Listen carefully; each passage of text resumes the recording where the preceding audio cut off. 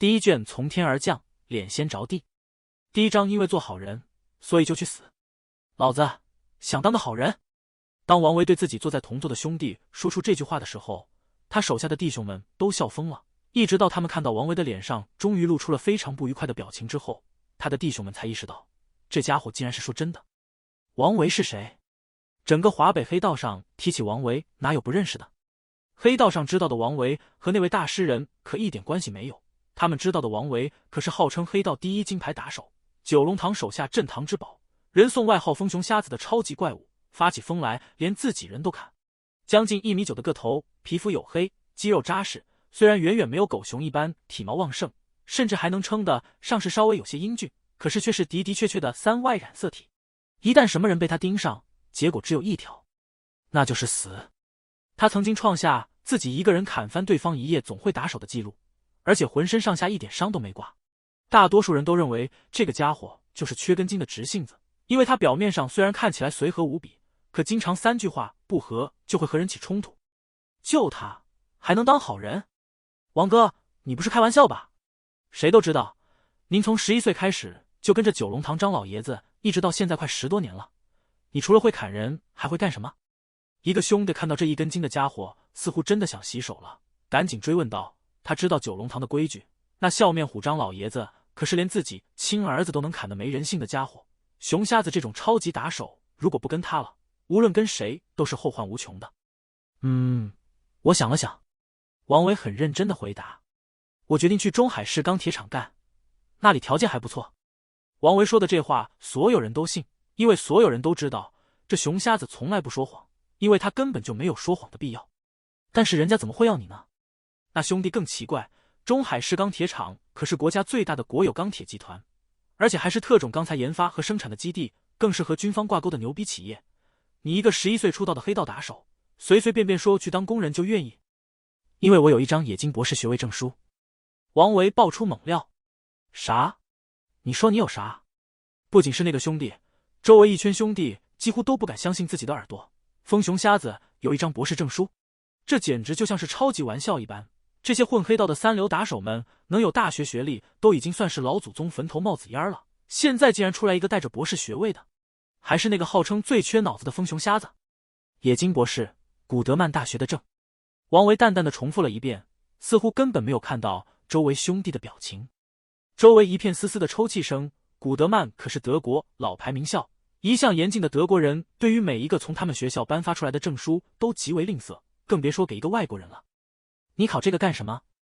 那个兄弟一脸恍惚的随口自言自语的嘟囔了一句：5年前我看见有把很漂亮的砍刀，于是我想给自己做把，所以我去找铁片子，结果我不懂，所以我就去看金属材料的书，然后发现这东西需要化学知识，所以我就去看化学，然后有发现还需要物理的书，于是我就去看物理，然后发现刀剑的东西从古代就有一些方式来制造，于是我就开始看古代史。再后来，那些我经常去请教的大学老头子建议我去考个证，反正我也时间多，所以我就去考。结果5年下来，我一共考了7个证，都扔在我家床底下了。王维喝了一口装在不锈钢小扁酒壶里的二锅头说：“那你的刀呢？”那兄弟嘴都快不好使了。忘做了，我发现看书比砍人有意思的多，所以这5年我一直都在看书。最近正在温习古罗马政治格局，后天要开考，中华大学的刘教授说我也能去参加，所以我得去再弄一个证去。不过看来是没时间了。全场愕然，这个人是风熊瞎子吗？这活子家伙刚刚从战场上下来，他们正坐在前往外国的飞机上。这次的事情闹大发了，所以他们被九龙堂转移到外国去避风头。而这位身怀7张牛逼证书的家伙，刚刚砍翻了20多号人，在警察的黑名单上挂在他名字下面的人名能在电子文档之中拉下来20多页，但是他竟然还在不紧不慢地准备考试。你到底为什么突然想要当好人？那位兄弟终于收拾好自己的心态，好整以暇地对王维问道：1年前我不知道为什么救了一个5岁的小女孩，然后他对我说我是好人，我感觉很舒服，应该说从来没那么舒服过，所以我要当好人。我已经和张老爷子说了，我必须要当好人，我不想当坏人了。王维叹了一口气，在飞机的上的兄弟们都心里一沉。王维从来没叹气过，因为王维从来都是没脑子的王维，但是当一个没脑子的黑熊疯子变成了一个有7张学位证书的王维的时候，一切都将变得不同。对不起，兄哥。那个兄弟低下头，不敢看王维的眼睛。我知道，不用说了。王维摇摇头，打断了那个兄弟的话。我只是想做个好人而已。话音落，血雨起。当最后一个人倒下的时候，王维知道一切已经到了尽头，那个老不死的一定不会留着自己的，这些兄弟已经被拿捏了把柄，这次无论如何都不可能活着离开这架飞机，因为飞机的驾驶员刚才已经跳伞跑了，而这架小型私人飞机只安了一个伞包。黑色的云海酝酿着狂暴的雷光，小型私人飞机犹如小小的叶片漂泊在风暴之中。突然，飞机的舱门被人从内部一脚给踹开，舱门的高强度合金竟然在这一脚之下变成一个钝角，随即被狂暴的气流吹走，一下子砸到飞机的尾水平翼，整个飞机瞬间剧烈颠簸起来。老子当了一辈子混蛋，老子做了无数丧尽天良的事情，但是老子敢说，老子那个时候是真心的，老子要当好人，就算是死也他妈不死在混蛋的飞机里，老子要死得像个好人。王维站在飞机的机舱门口破口大骂，剧烈的狂风竟然没有将他的身体吹动一丝一毫，甚至机舱内被他握住的把手都在他的蛮力之下扭曲变形。现在老子敢说，老子就是好人，18年后，老子就绝对又是一个好人。王维一把抓住舱门外壁，整个身体高高跃起。在那一刻，王维觉得自己升华了。老不死的！王维那破锣一般的声音在云海之中响起。感谢你祖宗！轰！在那一刻，王维真的升华了。第二张脸着地，一窝端。深夜，亚马逊大森林之中，这个以盛产各种魔兽而著称的巨大森林犹如往常一般宁静，所有的生物都保持着自己的一贯生活方式，悄悄的猎杀，或者悄悄的被杀死。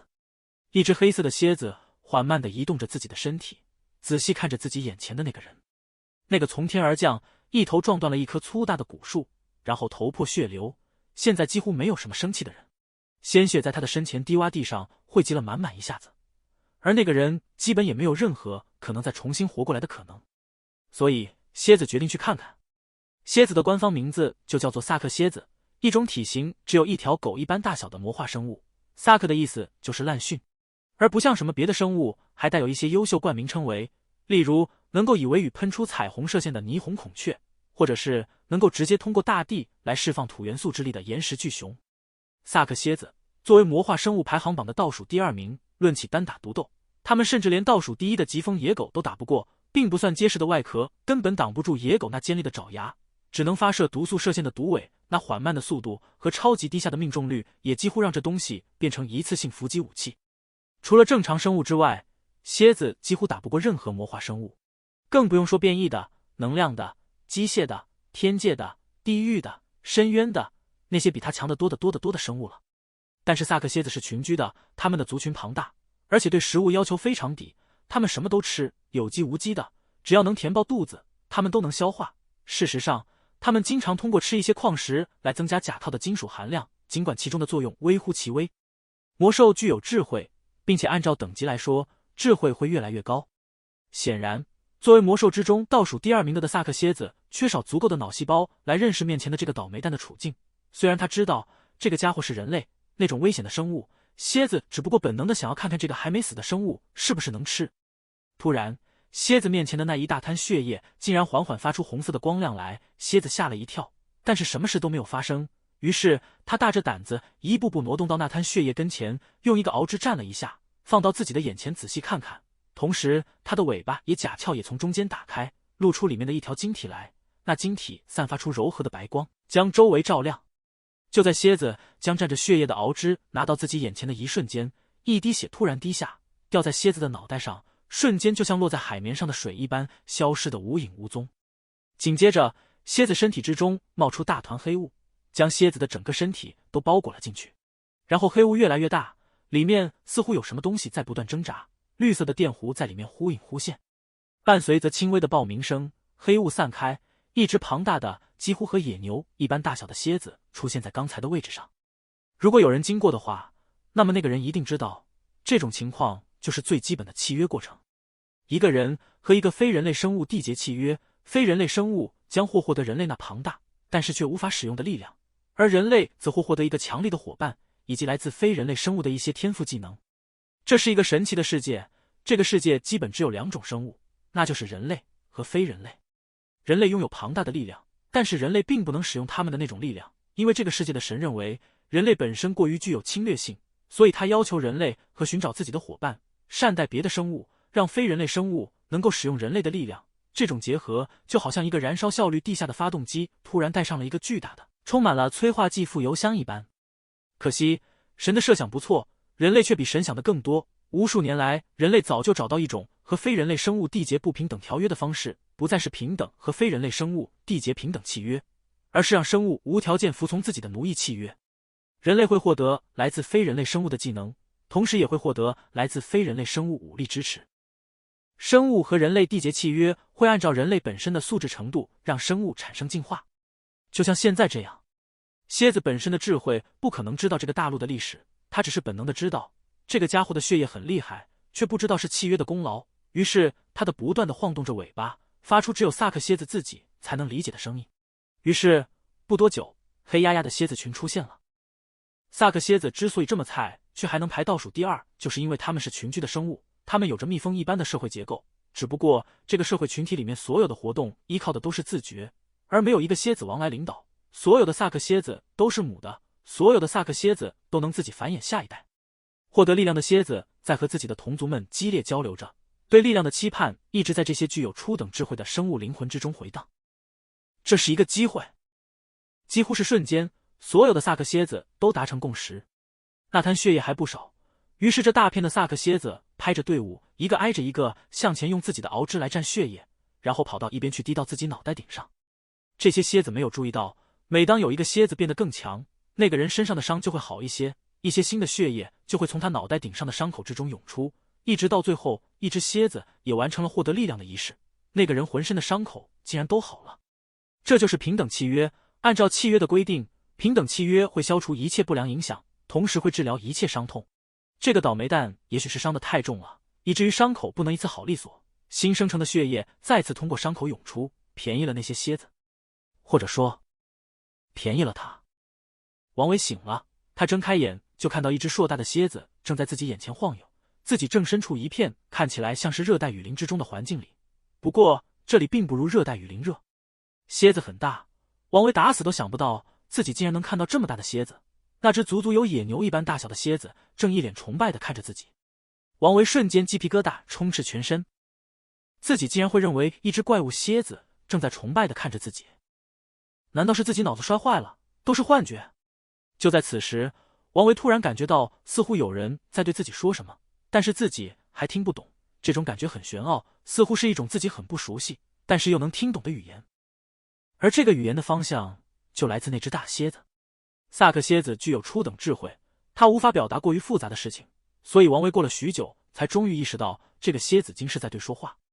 蝎子的表达能力有限，但是王维却是那种能在5年内拿7个证的怪物，逻辑思维能力不是一般的强悍，他很快就搞明白了这是什么意思。自己穿越了，而且还是头先着地，但是自己没死。妈的，我就知道当好人是没错的，只要是发自内心的要做好人，就算是雷都劈不死。王维立刻对自己那个时候的决定感到无比欣慰。但是昨天那些蝎子在碰到自己的血之后就厉害了，那事情就太奇怪了，自己又不是金蝉童子转世，有这么灵吗？蝎子说一群蝎子都沾了血，都变大了，这太奇怪了。难道还有一只蝎子？王维刚这样一想，他的脚边突然出现一个以他为中心的魔法阵，而在他周围则出现一个更大的圆圈，并且随着自己的视线出现了另外一个一模一样的魔法阵。王维看到什么地方，魔法阵就跟随到什么地方，但是一旦离开那个圈，魔法阵就变成灰色的。施法范围，这是从蝎子那里得到的信息，然后经过王维大脑提炼之后得到的结果。王维将视线移动到圈里，然后心里想着结束，结果一直和刚才那只蝎子一模一样的大家伙一下子从圈里冒了出来。爽！从小没当过神仙的王维立刻被强烈的自我满足感所填满，于是他一只一只的不断的往外招，一直到脚下再也不出现魔法阵为止。一共是600多只蝎子，有100多只野牛一般大小的，看来是冰蝎，剩下的则比那些冰蝎小得多，应该都是老弱妇孺。按照萨克蝎子的构成来说，一个只有600多蝎子构成的社会几乎是其中最小的社会了，大的萨克蝎子群体能有数万乃至数十万的庞大数量。但是对于王维来说，这已经很爽了。他甚至还不知道，这个世界上能和一个生物签订契约是正常，能和2个签订契约就是超常，能签订3个简直就是无敌。他签订了一窝。第3章，王维和废柴蝎子兵。爽了一会儿，他终于意识到了一个问题，这里应该怎么出去，自己可不能在这个地方只当一个蝎子王吧。野外生存，首先要的是找水，其次则是要填饱肚子。不过王维身边有土著在，他倒是不担心这些，按照那只蝎子的说法，将其余的蝎子都收了回去。以蝎子的智力，王维只能含糊地理解那些蝎子被弄到了一个好地方，那里很舒服，解决喝得很容易，树林之中小河密布，溪水清澈甘甜，没有污染，不含激素，纯天然绿色弱碱性，健康无比。但是吃啥？变异之后的蝎子自告奋勇去给王维抓东西，王维则跟在他后面看着他。可惜的是，蝎子虽然猛了不少，进攻的是手段还是那寥寥的几样，缓慢的攻击节奏，几乎没任何效果的大功率毒素射线。看着被一只大号兔子耍得团团转，王维心里很郁闷，自己手里什么时候有过这么废柴的小弟？这样不行。王维立刻意识到这样一个问题，这个世界很危险。他曾经从蝎子那模糊的思维之中知晓，这个世界上也有人类，而且还充满了血腥暴力，而自己唯一的依靠就是这群蝎子。但是上辈子的经验告诉他，这些废柴蝎子根本无法得以倚仗。但是这些蝎子有智慧。王维迅速拟定了一个训练时间表，将这些蝎子从那个不知道什么地方的空间里放出来，开始了艰苦卓绝的训练。搏击、负重行军、固定靶、移动靶，王维严格按照自己看到的书中所教的教材来训练那些蝎子。那些蝎子一开始被弄得伤痕累累的，产生了不少抵触情绪，但是王维告诉他们，之中智慧最高的那几个，这样的训练会让他们会变强。这招很管用，一旦知晓了他们会变强，这些蝎子立刻就活动起来，以饱满的热情投入到火热的训练之中去。令王维很放心的是，无论在训练之中受了多严重的伤，只要他们回到那个神奇的空间睡一觉，就会立刻变得生龙活虎。蝎子以前只是依靠本能的生活，现在不同了，身体和精神双重魔力让这些蝎子们变得更像王维印象之中凶狠的蝎子，而不是一群废柴。蝎子还是那些蝎子，但是王维要让他们称为搏击高手，称为狙击高手，利用地形掩护，将尾巴伸出掩体，然后正中要害，一击毙命。加强版的毒素射线优点和缺点都非常明显，优点是只要命中要害，大多数生物都会立刻失去抵抗能力，而缺点则是毒素射线非常不容易命中，因为这种射线无法穿透固体，无法穿透魔法护盾。也就是说，任何情况下，只要对对方有准备，几乎就没有什么成功的可能。但是王维有数量，600道毒素射线，就算是混凝土墙都能打成工业废渣。亚马逊森林似乎是一个很吸引人的地方，王维和他的蝎子小队经常能够找到一些人类或者是类人生物的尸体，那些尸体有些还带着他们生前的装备什么的，这些都被他一一犒劳他的那些蝎子兵们，因为他发现那些蝎子会用他们的消化液将金属物质变成液态，然后吃掉，然后这些金属就会在他们的外骨骼上沉积下来，让他们的甲壳变得更加坚固。就这样，王维每天重复着蝎子兵的训练，一边从那些尸体所携带的东西上了解整个世界。他找到了一本这个世界上的人类通用语，还找到了一张世界地图册，以及无数的刀剑盔甲宝石。王维坚持能吃的吃，能拿的拿，不能动的东西就地销毁的原则，所以最终下来，王维剩下的不过是一口袋宝石而已。在王维来到这个世界上的第3年，他终于决定离开这个地方。这3年，他几乎将所有他和蝎子兵们赶去的地方都走遍了，干掉了很多魔兽，积累了很多经验，弄到了很多金盒，是这里已经没有什么他需要留恋的了。距离这里更远的南方海拉尔山脉，他不敢去，因为那里的超级变态太多，而西方则是精灵的领地，他们非常不欢迎外人到那里。而东方则是无尽的大洋，王维自认为没那个本事横渡大洋，所以他决定北上。所有的人类国家都在那里。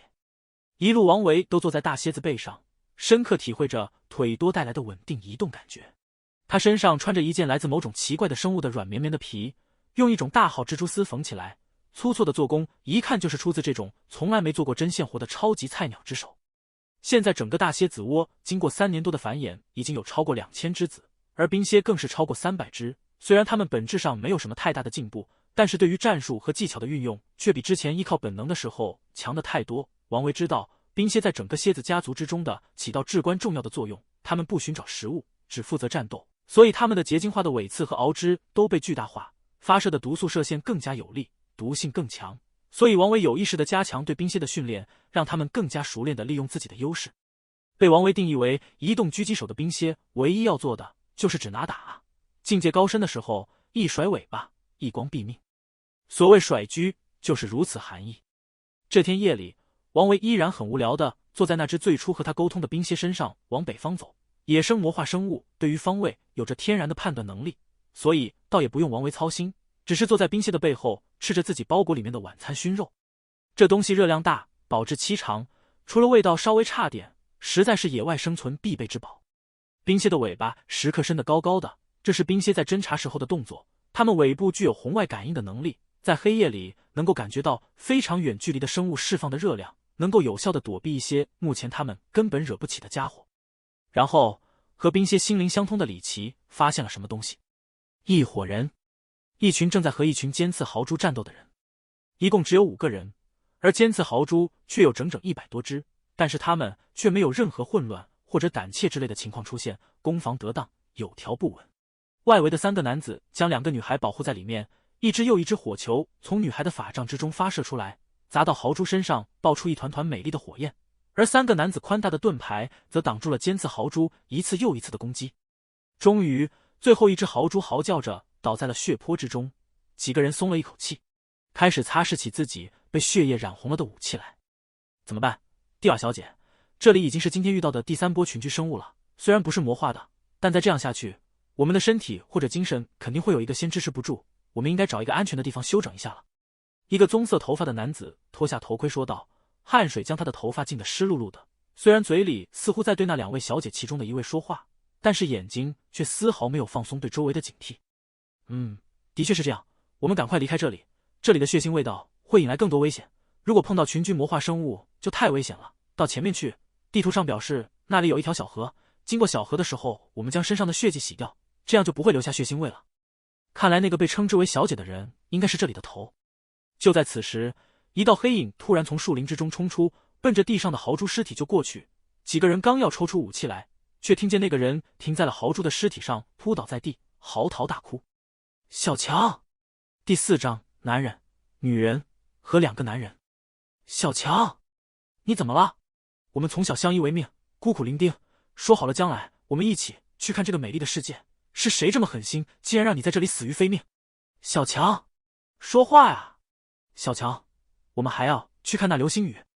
来人正是王维。从一看到这些人开始，王维就在琢磨到底怎么才能和他们搭上话，让他们把自己安心的送到人类世界去，同时还不会看到一只大蝎子而起疑心。这样看来，一个从小在丛林长大并且和蝎子称为朋友的身份背景是再合适不过的了，毕竟这东西是有临床经验可以参考的。那5个人愣住了，从一开始他们被豪猪拦住去路，他们就认定这群豪猪应该是那种有威胁性的生物，所以战斗根本没有任何理由。但是没有想到，这里竟然突然冒出来一个主人来。5个人面露尴尬，左看右看都不知道说什么好。嗨嗨，这位朋友您好，我是艾萨克帝国岭南郡领主多伦大公爵麾下2等骑士维埃尔欧菲尔南多，请问您是？那名棕色头发的男子来到王维跟前，行了一个标准的骑士礼，从上到下都挑不出一点毛病。我是凯安。王维脑子流转，终于想到了一个和蝎子稍微有些关系的人名。稍后，王维用可以媲美好莱坞的出色演技，让几个人相信自己只是一个可怜的被从小遗弃在这个丛林之中的无害青年而已。而这些刚刚被他们用残忍的手段屠杀掉的尖刺豪猪，则是自己的伙伴。就当这群人终于相信了王维所说的事情之后，一只巨大的蝎子从丛林之中钻了出来，结晶的尾刺，巨大的螯肢，黝黑的甲壳，是萨克蝎子。那个男子看清出来的生物的外形之后，稍微长出了一口气。萨克蝎子。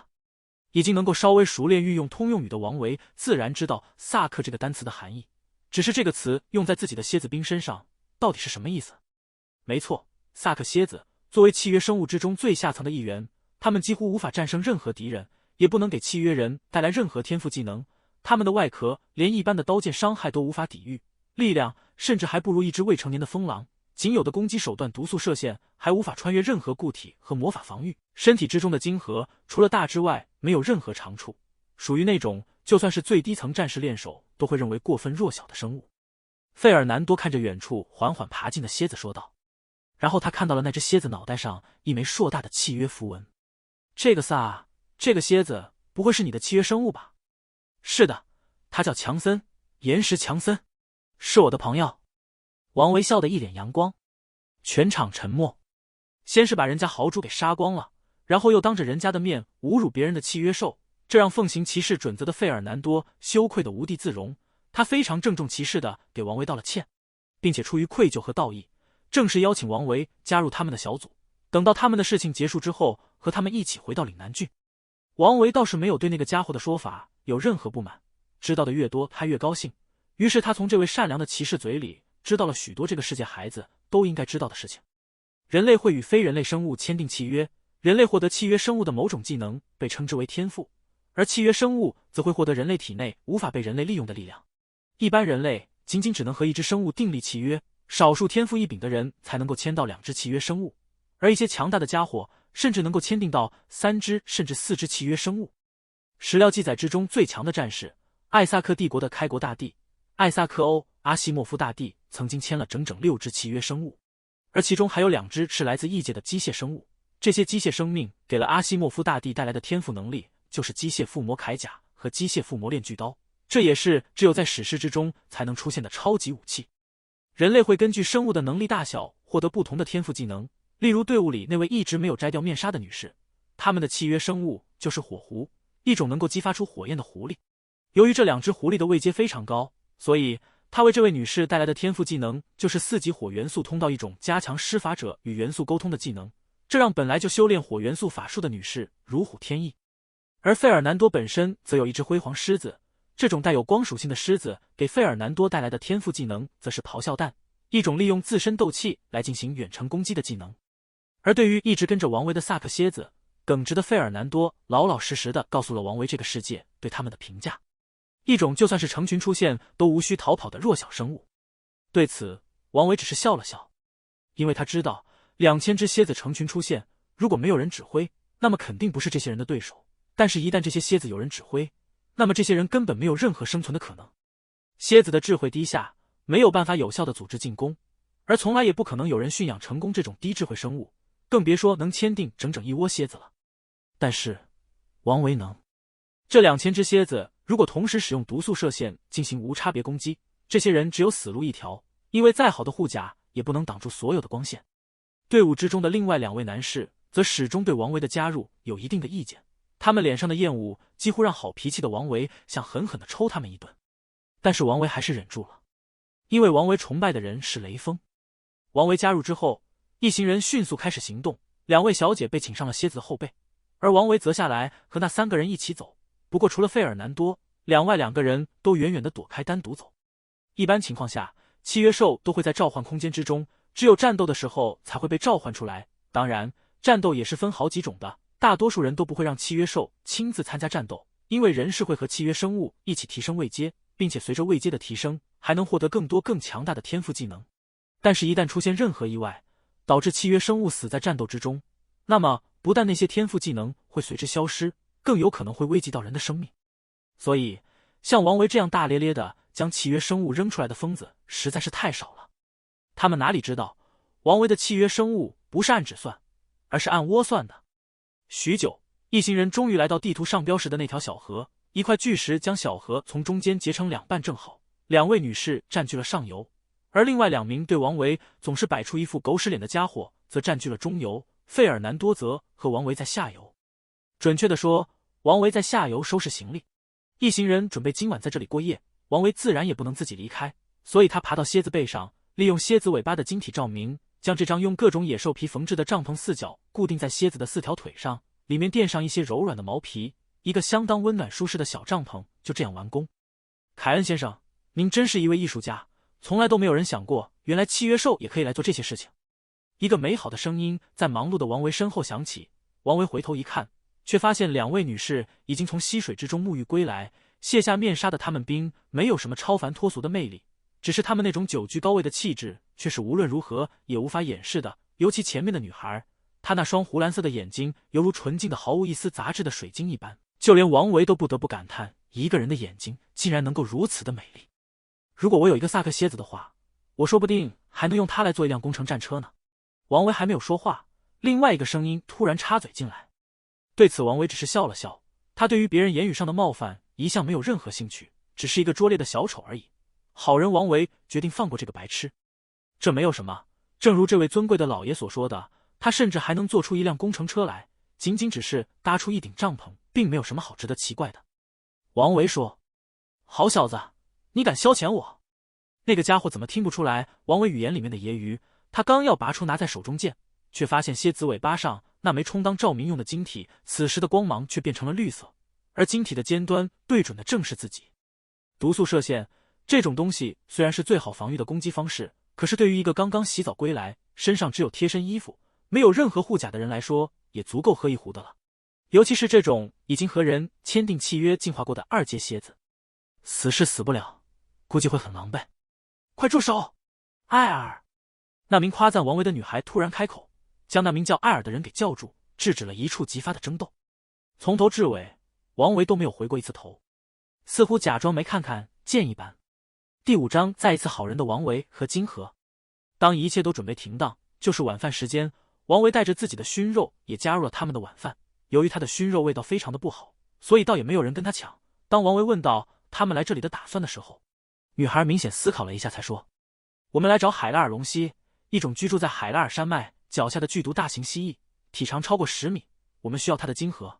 你一直都住在这个地方，如果你知道它的踪迹的话，我希望你能帮帮我们，因为那关系到一个人，不，成千上万人的性命。女孩有些激动，另外一位女孩则轻轻地握住了她的手，她也意识到自己的情绪似乎有些失控，所以她很快冷静下来。海拉尔龙蜥，王维按照女孩的叙述，立刻将一个生物和她的描述对上了号。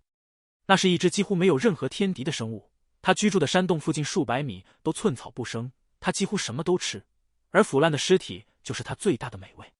但是它死了，死在2000只萨克蝎子，这种魔化生物食物链最底层的生物手上。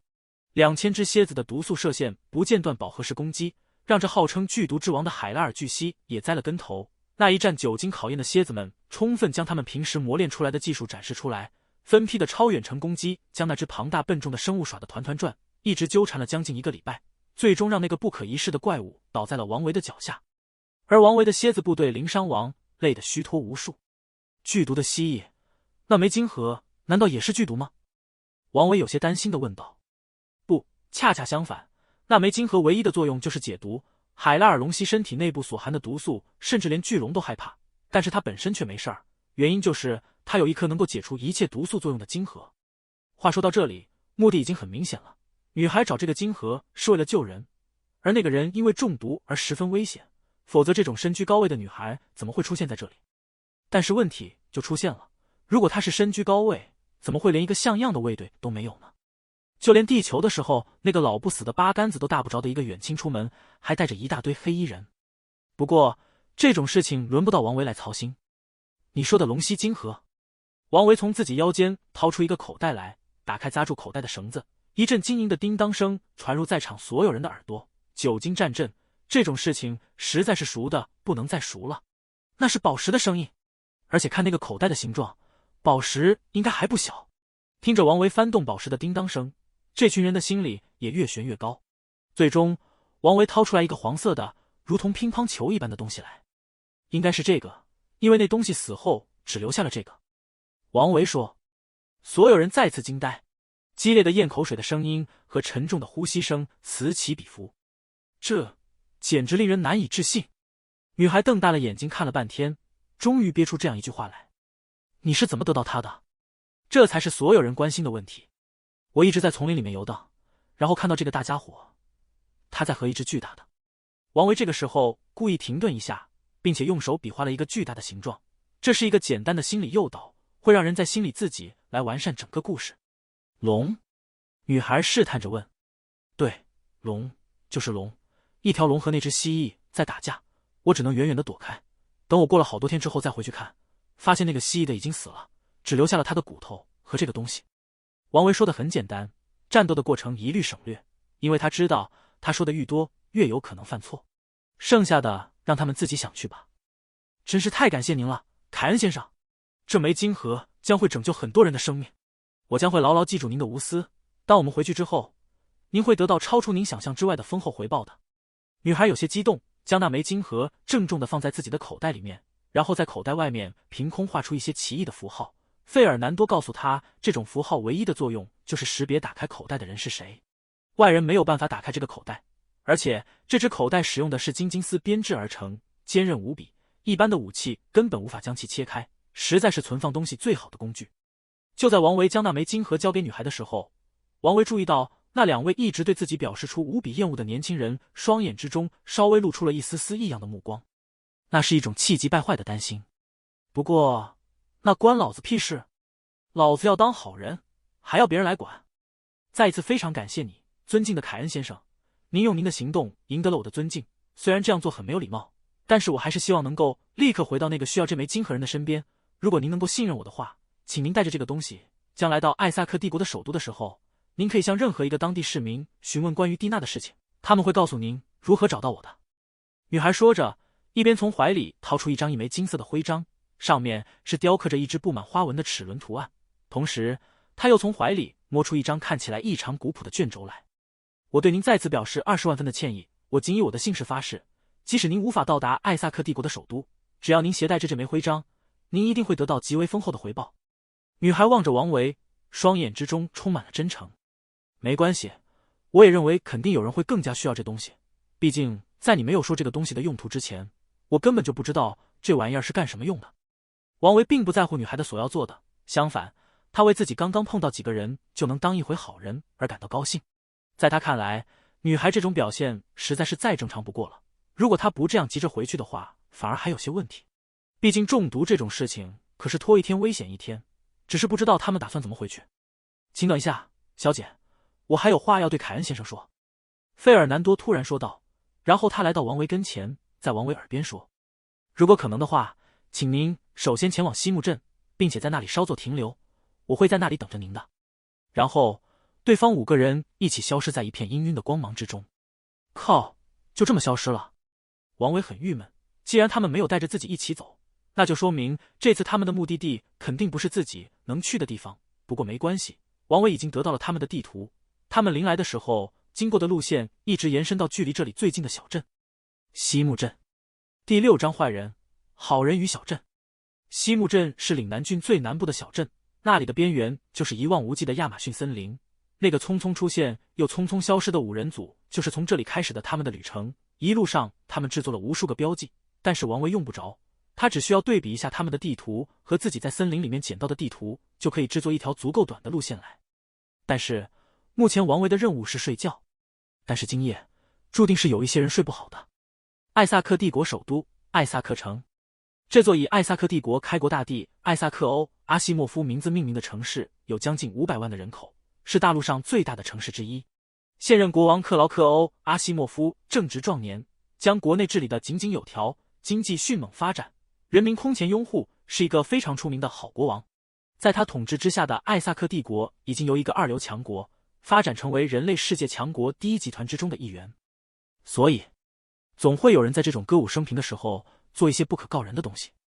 宰相府内一房间中央站着2个人，如果王维在这里，一定会认出那2个人就是一直对自己充满敌视的2个家伙。你们是说，有一个在森林里面野地长大的人，捡了一枚海拉尔龙溪的金盒给交给了蒂娜公主？一位年逾花甲却精壮无比的老者坐在房间首位，沉声问道。是的，祖父大人，我们按照你的吩咐，跟着公主和她的贴身守护者雷雅，一路上他们都对我们保持了一定的警惕，我们自然也不敢轻举妄动。到了岭南郡，岭南大公费尔南多竟然无视我们的要求，排除了他的儿子，虽然只是2等骑士，却有至少4阶实力的小费尔南多来保护公主。我们一路跟随，并且按照您的吩咐，使用特殊药剂吸引生物前来进攻，来消耗他们的力量。但是就在我们经过黑石河之前，却出现了这场意外。功亏一篑，没有消耗多少实力的费尔南多和公主殿下那位深藏不露的守护者雷雅，不是我们的能够对付的，所以我们刚刚一回到皇宫，就立刻向您来报告这些事情。说话的是艾尔，那位在王维面前表现轻浮的小白脸，此时他的脸上已经没有那种二世祖一般的神情，他们已经换上了轻便的衣物，虽然普通，却丝毫无法掩饰他们身上的贵族气。他们都有着金色的头发，以及非常相似的相貌。如果不是碧绿色双目之中不断闪烁出的一丝阴狠，他们绝对会是王维定义之中奶油的典范。那位老者沉吟许久，突然抬起头来：“你们看那个人如何？”我们一开始也怀疑他接近我们的动机，所以我们一开始就使用了侦测谎言水晶。但是结果表明，他说的都是事实。他真的是第一次走出森林，第一次见到外人。他的确不知道海拉尔龙息是什么东西，而且他也是真心将那枚金盒交给公主的。而且他的通用语也异常生硬，完全不是装出来的。根据这些，我们足以判断这个家伙不是别国派来的人，更不是那只传说中秘密守护王族的奥格骑士团，因为他的契约生物是一只萨克蝎子。另外一个人接过话茬说道：“萨克蝎子？”老者笑了。一个使用萨克蝎子作为契约生物的家伙，即使他能签订到2只契约生物，也不可能有任何出息了。老者满意的看了看他的2个孙子，听着，艾尔、艾达，你们是我的孙子。你们的父母被那个坐在王座上的家伙害死在了西部战场上，但是那没有关系，我们体内天生流淌的就是国王的血液，无论什么都无法阻挠我们。我不能允许任何人在任何时候对使我的计划出现问题，你明白吗？就算是一个签订了萨克蝎子的废物也不行。老者此时站起身来，虽然没有任何气势，但是2位年轻人依然感到了这语言之中难以抗拒的威严。请您放心，祖父大人，我们已经将药剂全部喷洒在他露营的营地周围，那里很快就会变成野兽的狩猎场。黑石河附近有许多游荡的大型魔化生物，即使他到时候想跑，也根本跑不了。他们的计划不错，但问题的关键就在于王维根本就没打算跑。2000只蝎子被分批招了出来，将王维所在的区域实施不间断的毒素射线封锁。一般生物都是没有护甲防护的，经过王维3年的特训，这种几乎百发百中的毒素射线几乎是所有非魔化生物的噩梦。而就算是魔化生物，也没有几个能经得起这样轮番的饱和打击的。毕竟这里是森林的外围，没有什么太厉害的猛兽。这些蝎子的不间断打击，连海拉尔龙息都能放倒，这些家伙算得了什么？不过王维也知道，这只是依靠数量出质量的方式，一旦遇到对方也是大规模集群，这种进攻方式就非常难以奏效了。不过目前的状况对于王维来说还没有什么有效的解决方式，他甚至对于这个世界的认识连一个分子的量都不到，他对于所谓的元素通道这个基本概念更是一无所知。幸好费尔南多告诉过他，这个世界上一些大的城市也是有学校的，能够系统的学习各种知识，而他们口口声声说的那个所谓的首都应该怎么都是一个大城市了。但是无论如何，只有离开这里，到一个正常的人类社会之中去，那才是唯一的解决途径。干掉了大量的入侵者，不但给王维解决了后患，还给蝎子们带来了大量的食物。虽然王维并不知道在那个所谓的召唤空间之中这些生物是如何过活的，但是他知道那个空间至少是没有食物的。蝎子们还在长身体，所以让他们吃饱吃好才是最重要的。看着蝎子们将战场打扫干净，王维赶紧让自己坐骑，也就是这只名叫岩石蝎子，爬到别处去。虽然他不害怕血腥味引来更多的危险，但是这味道有些过于难闻了，根本不可能让他能有一个好的睡眠。第二天一早，他将各种行李一起收拾到好，沿着地图标记的方向一路走去。在经过了3天之后，他终于抵达了他此行的第一个目的地——西木镇。虽然早就对人类的小镇有过无数次的规划，王维依然对这个小镇的样子感到无比新奇。并不坚固的原木的围墙圈起一块村落一般大小的区域，一栋栋石头和木质结构的建筑错落有致地排列其中。小镇中心有一个不算太大的喷水池，那里有很多商人沿街摆摊，贩卖各种各样的货物，而一些好东西则是在一些店铺之中贩卖的。5人小组走得很急，几乎将所有东西都留给了王维，其中还包括少量金币、少量银币以及一些铜币，他们按照1比100来兑换。按照费尔南多的叙述，王维对于这个世界的物价比率有了一个初步的了解，铜币相当于几毛钱，而银币相当于几十块钱，金币则相当于几千块钱。当然，这种换算只是按照王维自己的设想来的，其实没有那么简单，经济学问题永远都是最复杂的。西木镇门口有卫兵，不过他们对于来往的人盘查并不严格，即使是王维这个陌生面孔也无所谓。只不过那些卫兵对于王维身后跟着的那只萨克蝎子大感兴趣，不但是那些卫兵，就连镇子里面的那些一般居民和商人也都对着王维指指点点。王维知道，那些人肯定不是在羡慕自己。萨克蝎子作为挑选契约生物的第一淘汰阵列之中的第一名，是属于那种根本就不会有人要，甚至想都不会有人想的那种东西。根本就不会有人认为他们有朝一日竟然会挑选一只蝎子来作为自己的契约生物。对此，王维倒是无所谓，反正他是好人，他有好脾气。第7章千杯不醉和一杯倒地。随便将自己从森林里面弄来的那些皮毛卖给一家皮货商，在皮货商看冤大头的眼神之中接过来3个金币和一身合适的衣物，王维就将岩石收进了召唤空间，来到一家旅馆。一般情况下，旅馆和酒馆是不分开的，楼下是酒馆，楼上是住宿。王维远远的就闻到了一股酒香，作为一个典型的酒篓子，王维的那按捺了很久的酒虫终于无法忍受这种送上门来的诱惑了。王维的嘴很刁，从前他只喝二锅头，自然这二锅头并不是一般的二锅头，而是王维托人从原厂直接带来的好东西，据说是那些老技术员们开发出来的特供酒，里面添加了一些他根本就没听说过的玩意儿，劲特别大，自然也特别香。3年不沾酒，王维的嘴里都快淡出鸟来。老板，给我一杯那种最烈的酒。随便找了一个空桌子，王维张口喊道。此时的他已经换上了一身崭新的衣物，虽然胡子拉碴的，倒也像模像样，只不过他那一脑袋的黑头发在这个酒馆里面相当惹眼。于是酒馆里面瞬间安静下来。王维一脸茫然，自己说了什么不该说的话。哦，第15位挑战者！还在吧台后面的老板高声喊道。于是整个酒馆里面轰的一声就开锅了。看看那小子，又来一个想占便宜找死的。什么？第15位？天啊，不知死活啊！王维相当纳闷，这群人都在说什么？自己喝酒难道有问题？难道客人您不知道？矮人铁匠老罗伊琼斯说，只要有人能喝一杯他那号称连巨龙都能醉倒的酒，他就为那个人免费打造一件东西。老罗伊可是整个岭南郡赫赫有名的铁匠啊，这种机会非常难得。不过自从他发起挑战以来，一直都没有人能成功。您要不要试试？客人老板来到跟前，仔细的和王维讲解起整个情况，一下子把王维的积极性给调动起来。比别的他不行，比喝酒他怕过谁？看到王维同意，酒馆之中的酒鬼们都热热闹闹的跟着起哄。然后一个扎着围裙的女孩将一大橡木杯子绿色的液体端到了王维跟前。那么客人，你确定要挑战吗？放心，我的女儿是一位医疗之神南丁格尔的牧师，她拥有出色的治疗能力，就算您挑战失败也不会留下任何后遗症的。酒馆老板在那里轻描淡写的耸人听闻。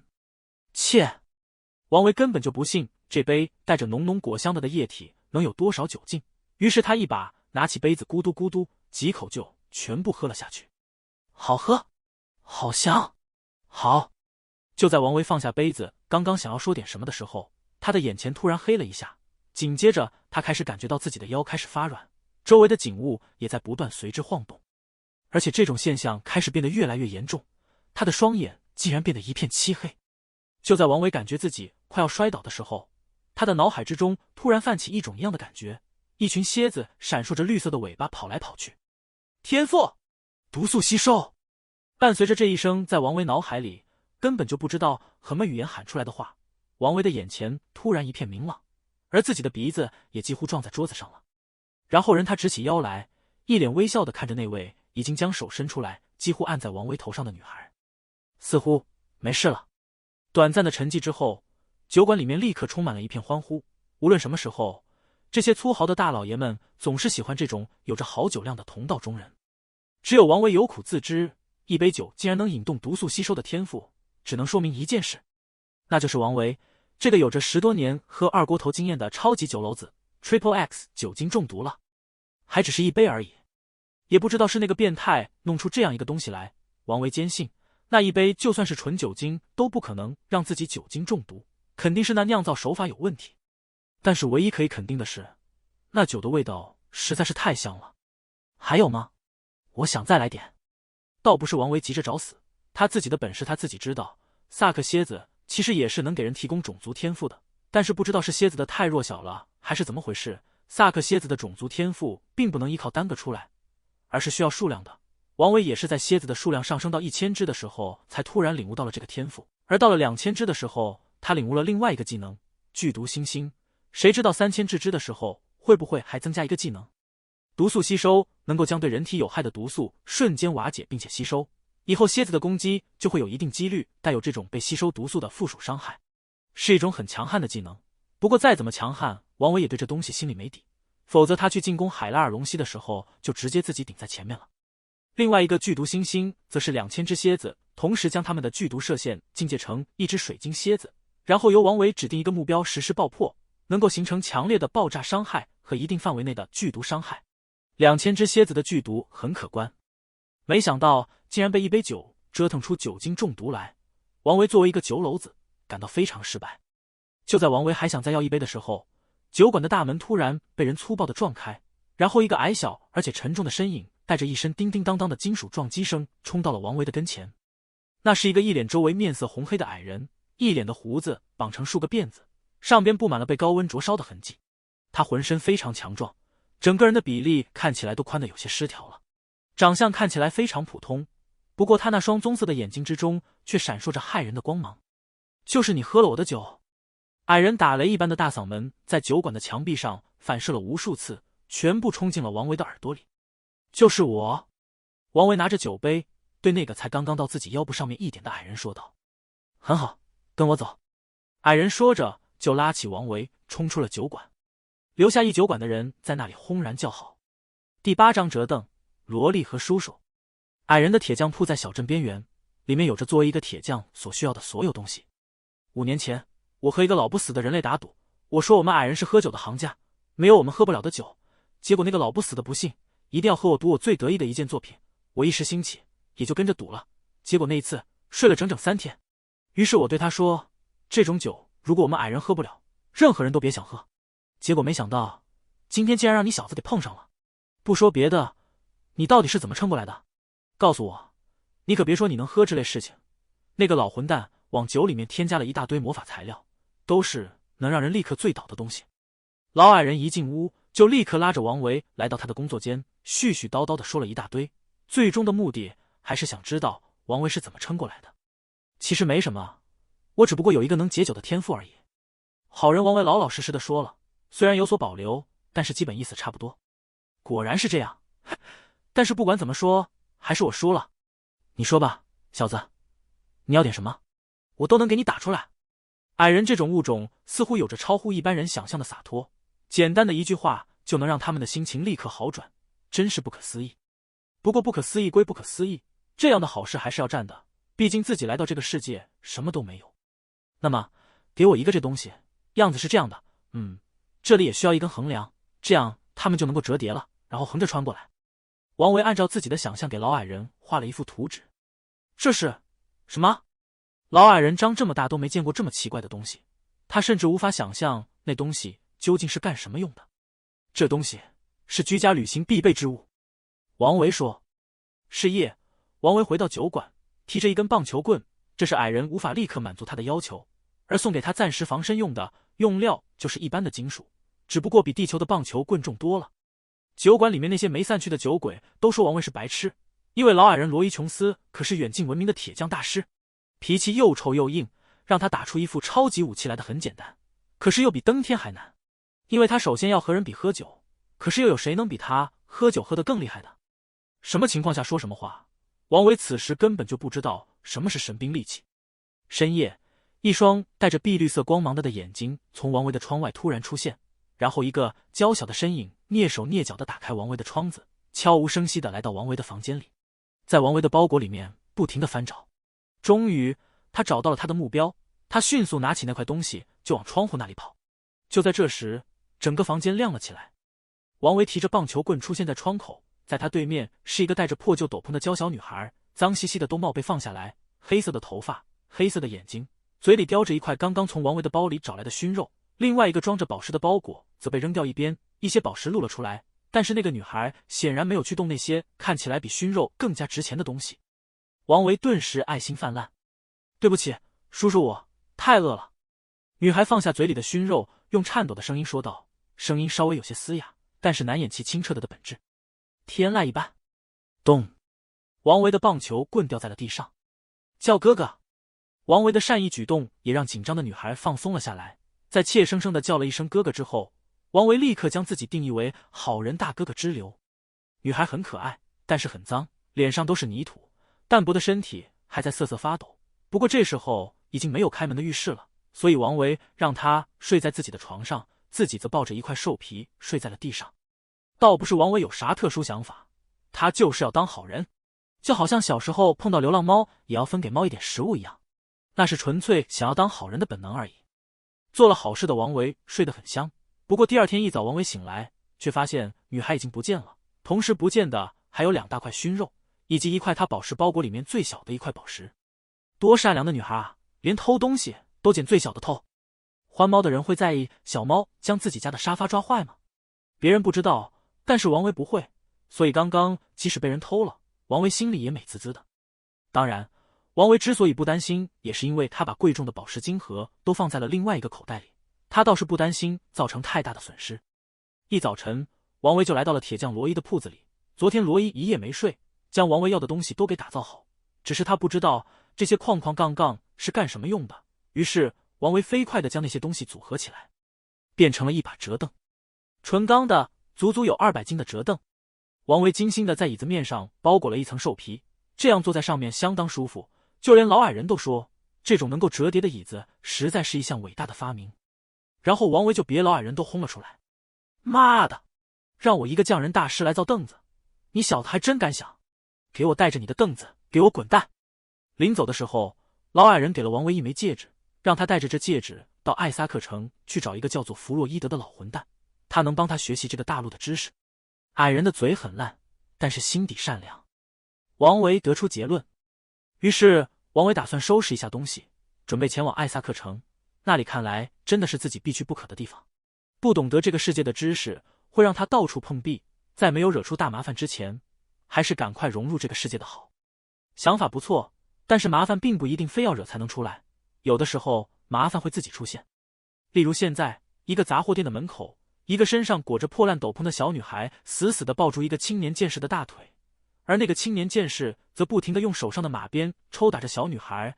小女孩哭泣的声音让不少围观的人感到不忍，但是跟着那个年轻剑士的人还有3个人，2个强壮的只穿着半截铠甲的男子，而一个女子手里正拿着一枚在阳光下闪烁着璀璨光芒的宝石，看着。小兔崽子，你才多大？这枚灵银水晶也是能打到的，那是成年水晶元素里面才能生出来的。说谎也不看看对象，明明是我们刚刚从亚马逊森林里打来的东西，结果被你这个小兔崽子给偷来的。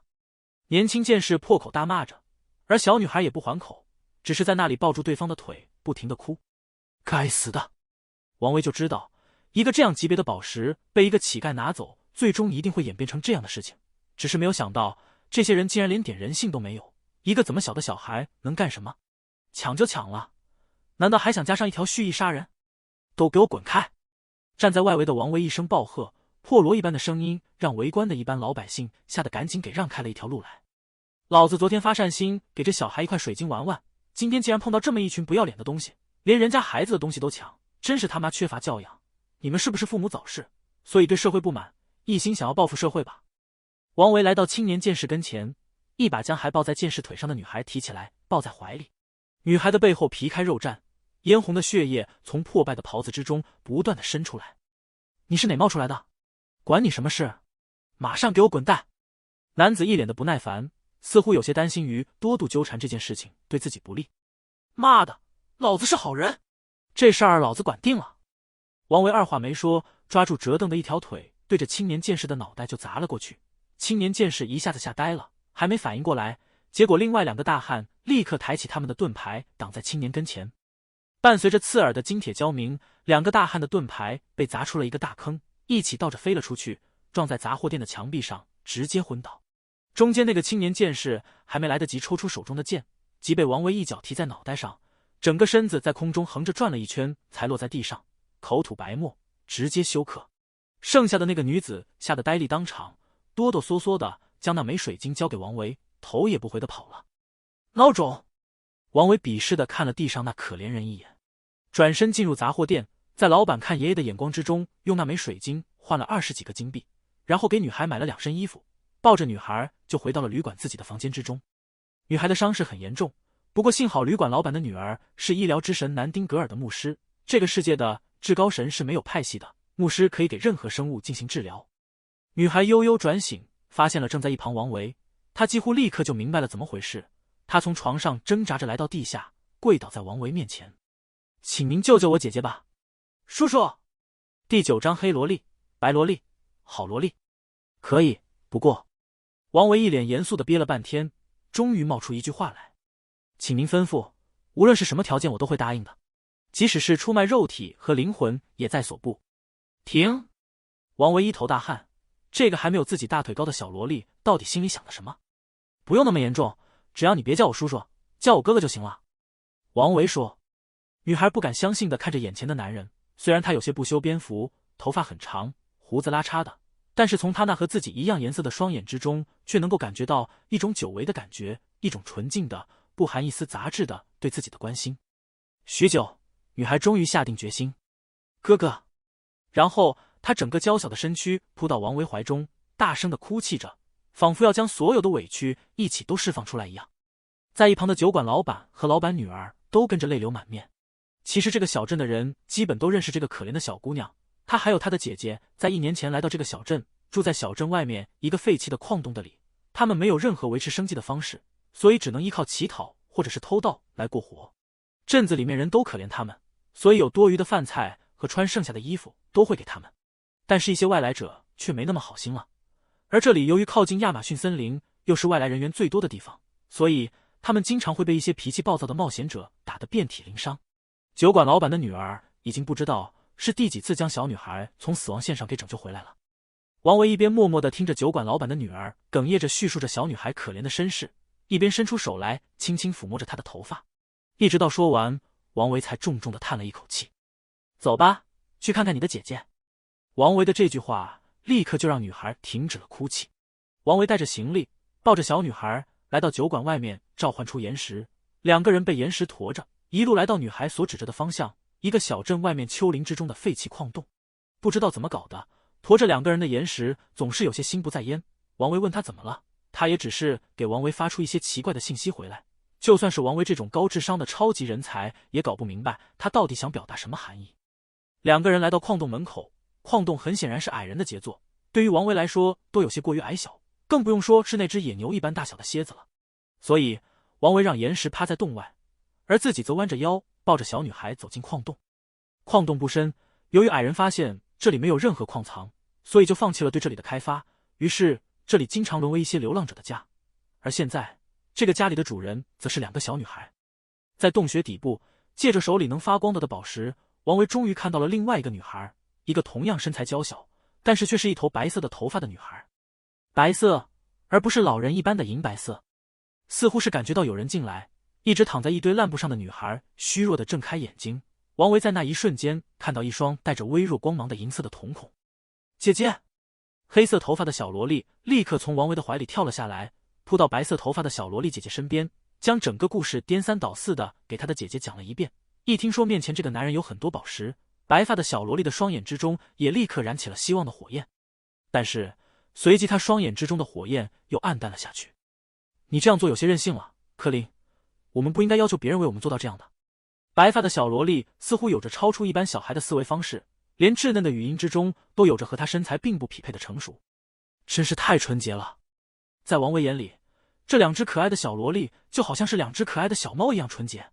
多么高尚的情操，多么好的教养，这样的两颗宝石怎么能扔在泥巴堆里？没关系，我是好人，放心好了，我不会对你们有什么企图的。你们需要什么尽管说就行。大好人王维努力摆出一副好人的表情来，尽管和他的身体不太匹配，不过对于两个小女孩来说却已经足够了。是的，姐姐，我能够感觉到大哥哥那里肯定有我们需要的东西，大哥哥是好人，他绝对会帮我们的。虽然柯林一直劝他的姐姐不要在意这些，因为这个男人是好人，但是他的姐姐始终认为这样做是不好的。最终没办法的，急得柯林大哭起来，这才让他的姐姐柯丽儿来到王维跟前。那么，大哥哥，你有生命金盒吗？有。王维回答的一点不费力气，顺手从贴身的口袋之中掏出一颗像是木头瘤子般的一颗小球来。但是这颗小球却让王维感到了奇怪。这是一颗来自一株巨大的魔法植物的金盒，这种植物没有什么攻击力，但是在它的周围，无论是植物还是动物，都会生长得更快、更健康。那是因为它能够为周围提供持续的来自于自然的生命力，所以它的晶核蕴含着丰富的生命力量。关键就在于这种力量人类是感觉不到，也是无法利用的。而这个世界除了人类和一般野兽之外，剩下的都是契约生物。难道这2只小萝莉也是契约生物？事情有些蹊跷，因为它们看起来不像任何一种已知的契约生物。算了，老子又不是来哄骗纯洁小萝莉来的，他们是什么关我什么事？老子是来当好人的。一想到这一点，王维立刻就将所有的疑问全部抛开。他没有注意到，在他想那些东西的时候，白发的女孩的表情几乎和他想的同时一直在变，但是最终却变成了一个放心的微笑。哥哥，白发的女孩拿着那枚生命晶核，给了王维一个灿烂的微笑。什么？王维问。您真是好人。第10章好人契约和幻觉。女孩说着，一口将那枚晶核吞了下去。瞬间，磅礴的生命力从女孩的身体之中涌现出来，女孩原本虚弱的身体几乎以肉眼可见速度恢复起来，暗淡而且粗糙的皮肤变得细腻光滑，干枯的头发也变得柔顺充满光泽。而在一边的黑萝莉也发生了变化，原本短短的头发开始疯狂增长，一直垂到几乎脚踝处，破损的衣物之中裸露出来的伤疤也变成一块块暗淡的痕迹，最终消失无踪。震惊！如果说一开始王维只是觉得这2只萝莉纯洁可爱的话，那么现在就是耀眼了。在庞大的生命力量的催生之下，布满了岩石的洞穴之中竟然长满了美丽的鲜花和绿草，而2只小萝莉浑身的衣物在能量乱流之下化作了飞灰，2具青涩到不能再青涩的娇小躯体在鲜花和绿草的映衬之下，竟然让王维一阵目眩。不过王维也注意到，这2只有着不同气质的小萝莉，她们背后肩胛骨下面都有2道长长的疤痕，就算是在磅礴的生命力的滋润之下，她们背后这一对疤痕都一点消失的迹象都没有。老子是个大好人，老子不是萝莉控。王维对自己默念7字真言，然后将身后的衣服扔下，雄赳赳气昂昂的将头转了过去。光芒很快就消失不见了。当2只小萝莉再次出现在王维面前的时候，王维明显感觉到和刚才根本就不是一个人。2只萝莉一左一右来到王维跟前，拉着王维的手让他蹲下，然后2只柔嫩的小嘴儿一左一右轻轻的在他胡子拉碴的大脸上亲了一下。老王瞬间感动的眼泪汪汪的，还是当好人有前途啊。就在王维狠狠的感慨了一番自己做好人这个决定的时候，左手的颗粒儿浑身突然冒出大量的黑气，伴随着阵阵鬼哭狼嚎的呜咽，原本充满生命力的皮肤再次枯萎暗淡下去，他弱小的身体也随之瘫软下去。诅咒还是没有办法解除。颗粒儿虚弱的看着自己再次失去光泽的双手，双眼之中充满了绝望和痛苦。看到自己姐姐再次变成病恹恹的样子，还没有从喜悦之中走出来的柯林再次扑到颗粒儿的身边哭了起来。怎么办？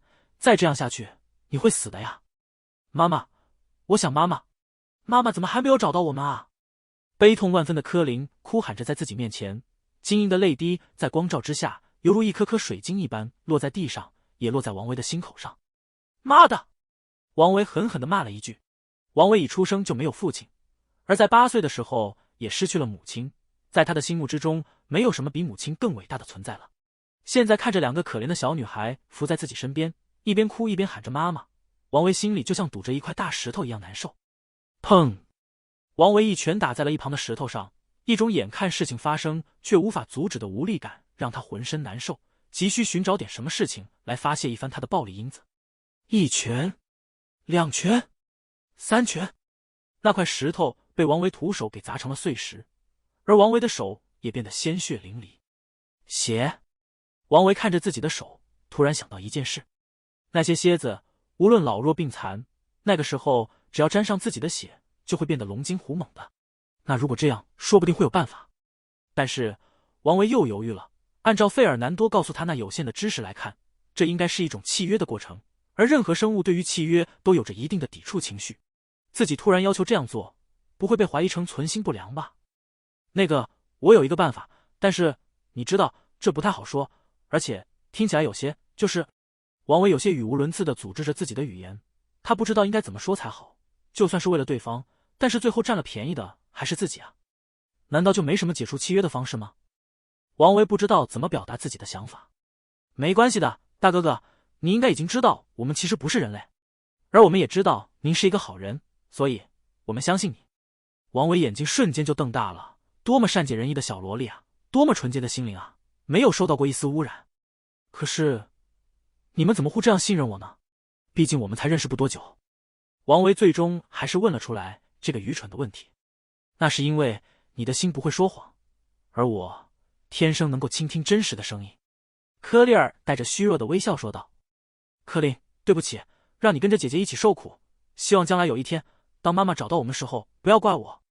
柯丽儿将柯林搂到自己的怀里，然后双眼看着王维。姐姐，我相信你，也相信大哥哥。柯林也抬起头看着踌躇的王维。王维看着那两双纯净的充满信任的眼睛，心里一股豪情油然而起。姥姥的，老子今天把命豁出去了。说着，他一头撞在了一块尖锐的石头上，顿时头破血流。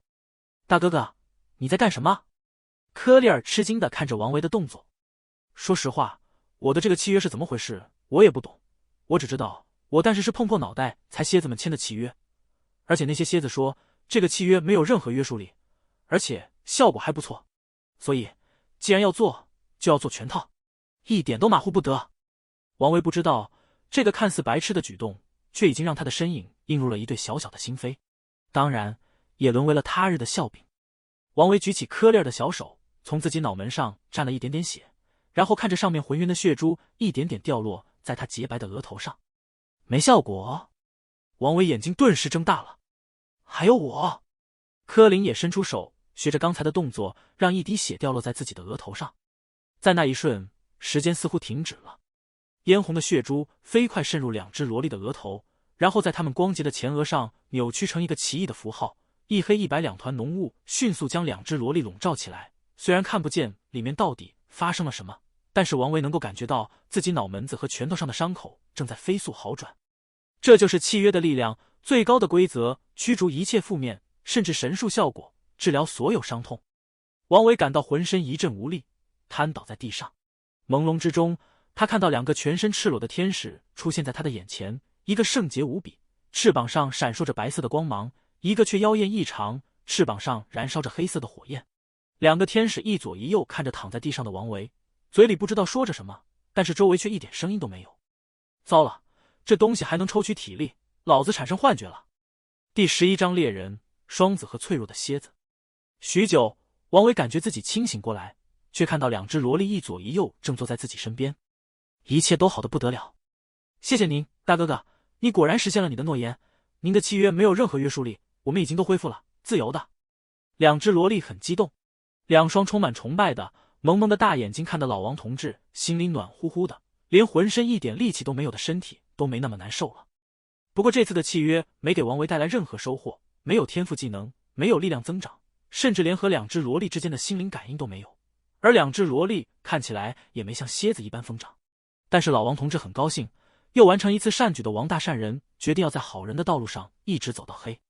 稍微休息了一会儿，在确认两只萝莉没有任何问题之后，王维决定带着他们离开这里。可爱的小女孩身边应该是小洋房、花被单以及抱抱熊，而不是一个废弃的矿井。王大善人决定带着两只萝莉奔向新世界。大手牵小手，跟着萝莉走。王维一路脚步虚浮地来到废弃的矿井之外，却看到自己的萨克蝎子岩石正在和一群人对峙着。一群熟人和一群陌生的人加在一起等于一大群人。熟人是被自己一脚踢出空中转体360度高难动作的那个青年剑士以及他身边的3个人，而不熟的人显然比他更加有来头，就是他们阿龙老爷。就是这个家伙把您追踪了整整1年的重要的猎物给藏到了这里，如果不是小的够机警一直派人盯着他们，肯定就让他们给跑了。那个青年剑士现在脖子上还缠着绷带，显然那些牧师还没把他的伤给治好。在他面前，那位被称为阿龙老爷的中年人倒是引起王维的警觉，而他身边的那7个人更是看不出深浅来。在他的身后跟随着100多个轻甲战士，他们的胸口都带着一枚闪电的标志。小哈利，你真是越活越废物了，一个萨克蝎子的契约人，你们也能让他给揍了？我那么重要的猎物就那样趴在你脚下，你都没有看到，我真的怀疑你到底是帮谁的。阿龙面色阴冷，在一身黑衣的衬托下显得煞气十足，让青年剑士吓得连连说不敢。好人当到底，送佛送到西。事情到了这个地步，肯定是不能依靠谈判解决的了。王维知道他应怎么做，他将那只纯钢的折凳搬了下来，一屁股坐在椅子上，将两只一脸惊恐的小萝莉搂在怀里，静静地看着那群人。他要恢复体力。很显然，王维的这种举动激怒了一些人。看来这位先生并没有看得起我。阿龙笑了笑，面皮几乎没有变化。我叫龙，是一个猎人。如果你听说过雷之力量佣兵团的话，区区在下正是佣兵团第3副团长。我希望您能给我一个面子，交出您手里的猎物，因为您应该知道，在这个世界上，多一个朋友比多一个敌人要好得多，不是吗？阿龙嘴里极尽威胁，可惜换来的仅仅只是王维的一串哈欠。老子是好人，做朋友也得去找好人，老子不和蠢货和混蛋做朋友。王维破锣一般的声音在这个小山丘之间来回荡漾，阿龙的脸色立刻就变黑了。然而当他看清2个小女孩额头上的标志之后，他脸几乎黑得都要发光。你这个混蛋，卑贱的村夫，竟然敢对我最重要的双子签订契约！阿龙此时已经没有良好的教养，他的嘴里全是气急败坏。所谓双子，就是双生的契约生物。这种契约生物最与众不同之处，就是只要和其中一个签订契约，那么另外一个也会跟着签订，可以说是一次弄到2个契约生物最简单的途径。自从1年前我在远古竞技场发现这对双子之后，我为了抓住他们，多次出入那片不毛之地，为此数百兄弟丧生。我甚至用我自己的名字和10年的生命作为代价，向魔鬼换来一次7级诅咒。虽然我还不知道他们是什么物种，但是我知道这一切都是值得的，仅仅只是因为他们能够在远古竞技场活下来。但是你竟然敢如此做！阿龙精神接近崩溃，多年的追寻竟然为别人做了嫁衣，他原本就脆弱的神经再一次经受超出他承受能力的打击。很辛苦，王维感叹一声。可是那关我屁事啊！王维轻描淡写的侮辱终于让阿龙爆发起来。给我杀！阴冷的话语在空气之中回荡。王维唰的一声站起身来，威严的眼神不怒自威，他收起岩石，抄起折凳，直接转身冲到了洞穴的入口处。所有人都呆住了，逃跑都没见过跑得这么心安理直气壮的。一来到矿洞门前，王维立刻放出了一大堆蝎子在周围的小山坡上。契约是一种非常奇怪的能力，无需任何法力，而且召唤生物在出现的时候会自动清理周围的空间，所有非生命物质都会被清理出来，让召唤生物能够成功召唤。这让王维占了很大的便宜。满山遍野的蝎子让那些追上来的人吓了一跳，但是当他们看到出现的只是萨克蝎子的时候，他们就笑了出来。无论有多少，所有人都知道这样一个道理：萨克蝎子是那种就算是成群出现都不需要逃跑的弱小生物。残酷的现实告诉他们，经验主义害死人。王维知道这次很危险，对方的人数多，而且实力应该也不差，所以他一上来就将所有的蝎子都召唤了出来，对面前所有的敌人进行饱和式攻击。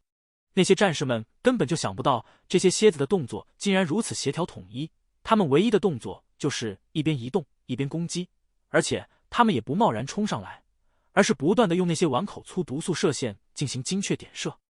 无论多么完善的防御，除非他们都能施展2阶法师护盾出来，否则这些1阶萨克蝎子的毒素射线足以让那些教条主义的白痴知道什么是痛苦。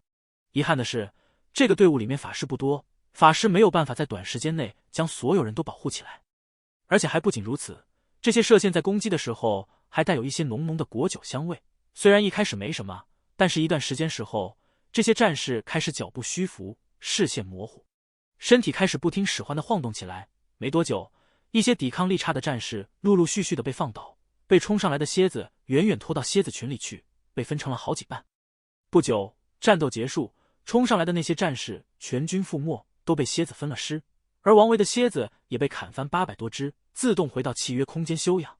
但是王维知道这些都无所谓，因为阿龙身边的7个人一个都没动，他们的身上都闪烁着法师护盾的光芒，这些才是最棘手的对手。7个人按照一般分类，这里面一共有3个穿着法师袍子的家伙，另外4个则是身穿盔甲，一手持大剑，一手抗盾牌的家伙，看起来都不是那么好对付的。法师护盾就是从那3个袍子人手中不断地刷在这一共8个人身上，而一开始那个名叫小哈利的年轻剑士早就已经不知道跑到什么地方去了。王维的瞳孔在放大，他在紧张。第12章小火球、大火球和剧毒星星。在这个不熟悉的世界里，拳头和力气目前来说是唯一的意义障，对方的弱点是什么，他也不知晓。但是唯一能够确定的是，自己那张底牌应该能够管用，只是用那招的代价有些大，而且能不能达到想要达到的效果，还得另当别论。那些人先动了，法师们统一举起手中的法杖，法杖顶端晶体迎着阳光闪烁着七彩的光芒，并且越来越明亮。最终9道颜色各异的射线从3根法杖顶端喷射而出，直奔9个距离他们最近的蝎子而去。光的速度不是生物能够赶上的，9只蝎子被射线照射的一瞬间发生剧烈爆炸，直接被抛回到召唤空间。王维感到自己心脏猛地一停。蝎子是脆弱的，但是一个照面5秒钟的时间，自己9只蝎子就这么被人日翻。再说自己蝎子多，也不能这么玩法吧。你们2个回到洞里去，我去对付他们。王维让2个小脸上写满了担心的小萝莉退回到洞里，自己一把将椅子抓了起来，砰的一声合上，将上面柔软的兽皮一把给扯了下来。来吧，小兔崽子们，老子在林子里面待了这么久，长的可不仅仅是脂肪和精虫。说着，王维举起椅子来，直接奔着那4名剑士之中打头的那一名冲了过去。那剑士也仿佛感受到了这张奇怪椅子的沉重，所以他没敢直接用他手上的武器来硬抗，而是一个闪身躲开，同时左手的盾牌猛地击向王维的脑袋。这是一个战士的标准动作，后撤加盾击。盾牌一般都是纯金属制成，至少有1指厚，这一下子砸上去可不仅仅是头破血流的问题。对方快，王维更快。王维知道自己的椅子很重，肯定砸不到那个家伙，所以就在他砸出椅子的一瞬间，他敏捷一个转身，利用身体的惯性在原地转了半圈，一脚踢在了剑士的腰间。王维很有力量，和契约生物签约给人类带来的另外一个优点，就是能提高人的力量，无论是体力还是脑力。笨蛋蝎子们脑子肯定不行，体力更不用说，但是1000个笨蛋比不过一个爱因斯坦，可是1000个兽猴还压不死一个大笨象吗？所以已经和2000只蝎子签订契约了。王维他的力量是非常恐怖的，尽管现在王维有些虚弱，但是那一脚还是踢在了防护最差的腰间。那个战士在王维踢倒他的一瞬间举剑便砍，但是却是他最先飞了出去，而仅仅只在王维的裤子上留下一道长长的豁口。一般人早就被这一脚直接踢死在那里，可是那个战士不是一般人，所以他只是休克了，而且可能还伴随着内脏破裂、内出血等等严重问题。一看到同伴被一脚踢翻，剩下的几个人都停了下来，怔怔地望着那个人。他们无法想象，一直只有萨克蝎子做契约生物的人，怎么可能会瞬间秒杀一位3阶战士？就算是他刚刚和双子定下契约，可是双子明显不是力量型生物，能给他带来的提升非常有限，能够达到2阶就不错了。除非这个人是在掩盖自己的实力。这些人担心，王维不担心，他也不需要担心，别人担心的时候，就是自己最好的进攻时机。天赋，野蛮巨蜥之力量。一个战士一声高喊，一只庞大的犀牛一般的形象猛从他的背后窜起，和他的身体合二为一，他的皮肤瞬间变成了如同犀牛一般的土灰色，而且充满了褶皱。他浑身的盔甲也长出很多尖刺来，仿佛是犀牛的独角一般。妈的，当老子没有！王维一把将身上的衣服给扯下来。天赋！王维嘴里喊着，一边将手里的椅子扔了出去。对方严阵以待，不过双眼之中却闪过一丝不以为然。对方就算再怎么有力气，一把椅子能把增加了野蛮巨蜥之力的战士怎样？不过由于担心王维有什么变招，所以男子没有躲开。椅子眼看就在眼前，战士双脚岔开，抬起盾牌猛地砸向椅子。就是现在！王维猛冲过去。人在受到剧烈撞击的时候会本能的闭上眼睛，那是强制性的，就好像人一打喷嚏的时候会闭上眼睛一样，没有人能睁着眼睛打喷嚏。当一个人闭上眼睛再张开，一直到看到人再到有反应，至少需要1秒钟的时间。对于已经爆发力强大的王维来说，1秒已经足够了。那个战士小看了王维的力量，也小看了折凳的重量。沉重的折凳直接将那个战士砸了一个趔趄。虽然那个战士能有犀牛一般的力量，可是他的体重还是那么多，这个折凳几乎和他的体重一般沉重，在这样的冲击之下，他根本没有办法保持平衡。天赋，断子绝孙脚！当听到这个喊声的时候，剑士本能的想借助反震力往后退去，同时右手一个劈砍，试图阻隔敌人的进攻，但是那把剑砍到了一个硬邦邦的东西上，一把椅子上。惨叫，人扑。老矮人的技术果然不是一般的好，那个剑士到死也不明白，自己削铁如泥的宝剑怎么会连一把椅子都砍不开。断子绝孙脚自然不是什么来自契约生物的天赋，而是王大善人自己的天赋，打架的天赋。就算是在黑道之中，如果不是有深仇大恨，一般也不会有人出这招。王维倒是没啥心理负担，对方和自己双方只有一个能活着离开，自己能做的就是用任何办法干掉他们。王维是不会对杀人这种事情有任何心理负担的，因为杀人有的时候也是在做好事。当王维以迅雷不及掩耳的速度干掉2名剑士之后，他立刻退回到山洞前面，第一个是措手不及，第二个则是还是压箱底的，第三个可就没那么简单了，别人都不会傻愣着让你接着打。剩下几个战士的身上同时闪烁着天赋和斗气的光芒，法师也已经在他们身上释放了一系列增益魔法，他们已经列好的架子等着王维过去。王维不打，不代表别人不打，一时间没有办法的战士没有上，而是退回到法师身边，形成了一个标准的战士防御、法师轰炸的阵型。火球术！3个法师一起喊道，然后3枚火球几乎同时飞到王维跟前。王维根本不能躲避，因为自己身后就是那个不深的矿洞，万一让火球飞到矿洞里面，一切就危险了。这个时候，王维只有祈祷自己手上的椅子真的包含了老矮人数百年打铁的精华在里面。椅子很宽，完全能够挡住只有小碗大小的火球轰然爆炸。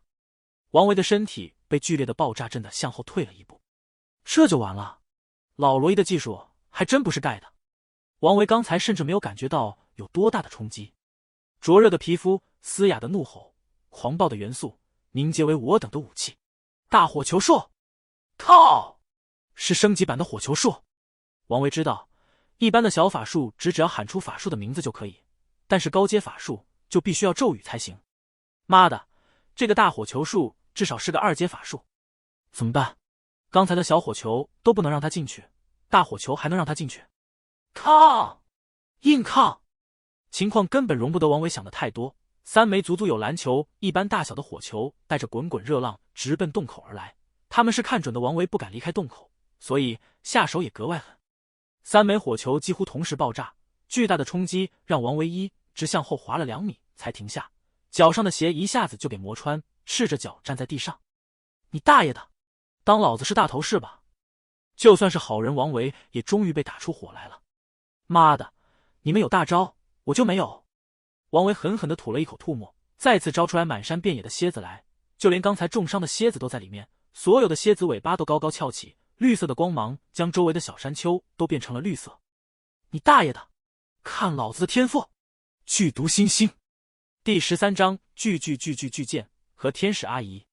王维的右拳高高举起，2000多只蝎子同时对准王维的拳头发射毒素射线，这些射线将整个天空都染成了惨绿色，空气之中满是果酒的香气，嗡嗡的射线声更是让人头晕脑胀。那几个还站在那里的人在果酒气味之下竟然隐隐有些站立不稳，精神恍惚的感觉。毒素射线飞快地在王维的拳头上凝结出一只如同小蝎子一般由透明晶体构成的生物。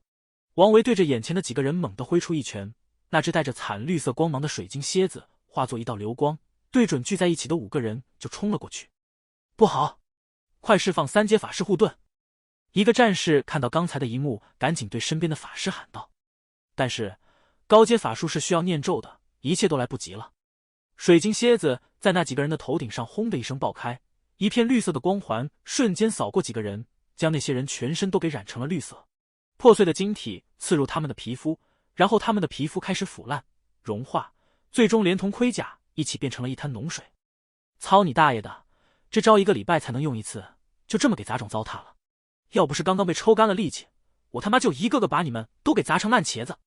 王维骂骂咧咧地转过身去，却猛然看到2只萝莉竟然自己走了出来，而身后还跟着一个人。阿龙！操！刚才打架的时候就没看到这 Triple X， 没想到他竟然能隐形，而且还能瞒过蝎子的红外视觉，真他妈见鬼了！你瞧，最终还是我赢了。阿龙狂笑起来，王维听着很刺耳。赢你大爷！你赶快把他们给放了，要不然……王维话音未落，却听见一阵尖利的呼啸声，紧接着他感觉到自己头顶上一个充满了威压的东西正在飞速靠近。不过还没等他抬头看，一个东西已经砸在他的眼前了。那是一柄剑，一柄巨大的剑，一柄巨大的已经可以用来造战剑的剑。那柄剑立着插在两只小萝莉身后，距离小萝莉的身体几乎不到5公分，宽大的剑身足足有10米多宽，仅仅只是露在地面上的部分就几乎超过50米。可奇怪的是，这柄如此巨大的剑竟然没有带起任何风来，而刚才那个可怜的家伙竟然被剑尖给砸死了。是的，是给砸死，而不是扎死的。王维颤巍巍地抬头往上看去，却看见一个背上生有一对黑色翅膀，浑身燃烧着黑色火焰的女子从天而降，来到王维跟前，站在两只小萝莉的身边，然后火焰嗖的一声消失不见，露出里面那颠倒众生的面庞来。我的天啊，我竟然看见天使了！王维使劲揉揉眼睛，确定自己没有看错，刚要开口说点什么，天使身后的两只小萝莉却一起哭着扑了上来。妈妈，妈妈！王维用他那超高智商的脑袋仔细一琢磨，立刻明白了很多事情，于是他露出一个微笑，挠挠自己的脑袋，开口说了一句：阿姨。天使阿姨显然也看到了王维，她给了王维一个歉意的微笑，然后手忙脚乱的开始安慰自己2个女儿。他们用王维根本听不懂的天界语快速交谈着，王维站着看也不是，走也不是，于是他跑到战场边上，把那把椅子擦擦灰，然后垫上一块兽皮，屁颠屁颠给端了过来。阿姨您坐。王维是好人，尊老爱幼是中华民族的传统美德，他非常爱他自己的母亲，所以他可以以相当的感情来尊敬别人的母亲。王维的马匹果然拍得恰到好处，雍容的天使阿姨抱着2只萝莉优雅的坐下，稍微给了王维一个微笑，顿时王维感觉到自己的人生实在是太有意义了。很快2只萝莉说的东西明显转移到了王维身上，王大善人看到2只萝莉不断用小手对着自己指指点点的，虽然听不懂他们说的是什么，但是王维基本可以认定他们是在陈述一个关于自己从一开始所作所为的事情。说着说着，2只萝莉突然伸出手来，指着自己的额头，上面血红色的印记在他们光洁的小脑瓜上异常刺眼。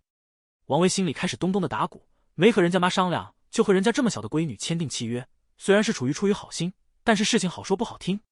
小萝莉的母亲皱起美好的眉头，看着一对萝莉额头上的奇怪的符号，然后她伸出手去，轻轻地在那只符号上抹了一下，那枚奇异的符号就这么随着那么轻轻的一抹而消失不见，紧接着却又冒了出来。于是王维再次无奈地挠挠头，刚想开口说点什么，却看到那位背上带着巨大双翼的母亲正抬起头来看向这里，然后王维脑子里面嗡的一声，双眼一黑，千钧之力突然从天而降。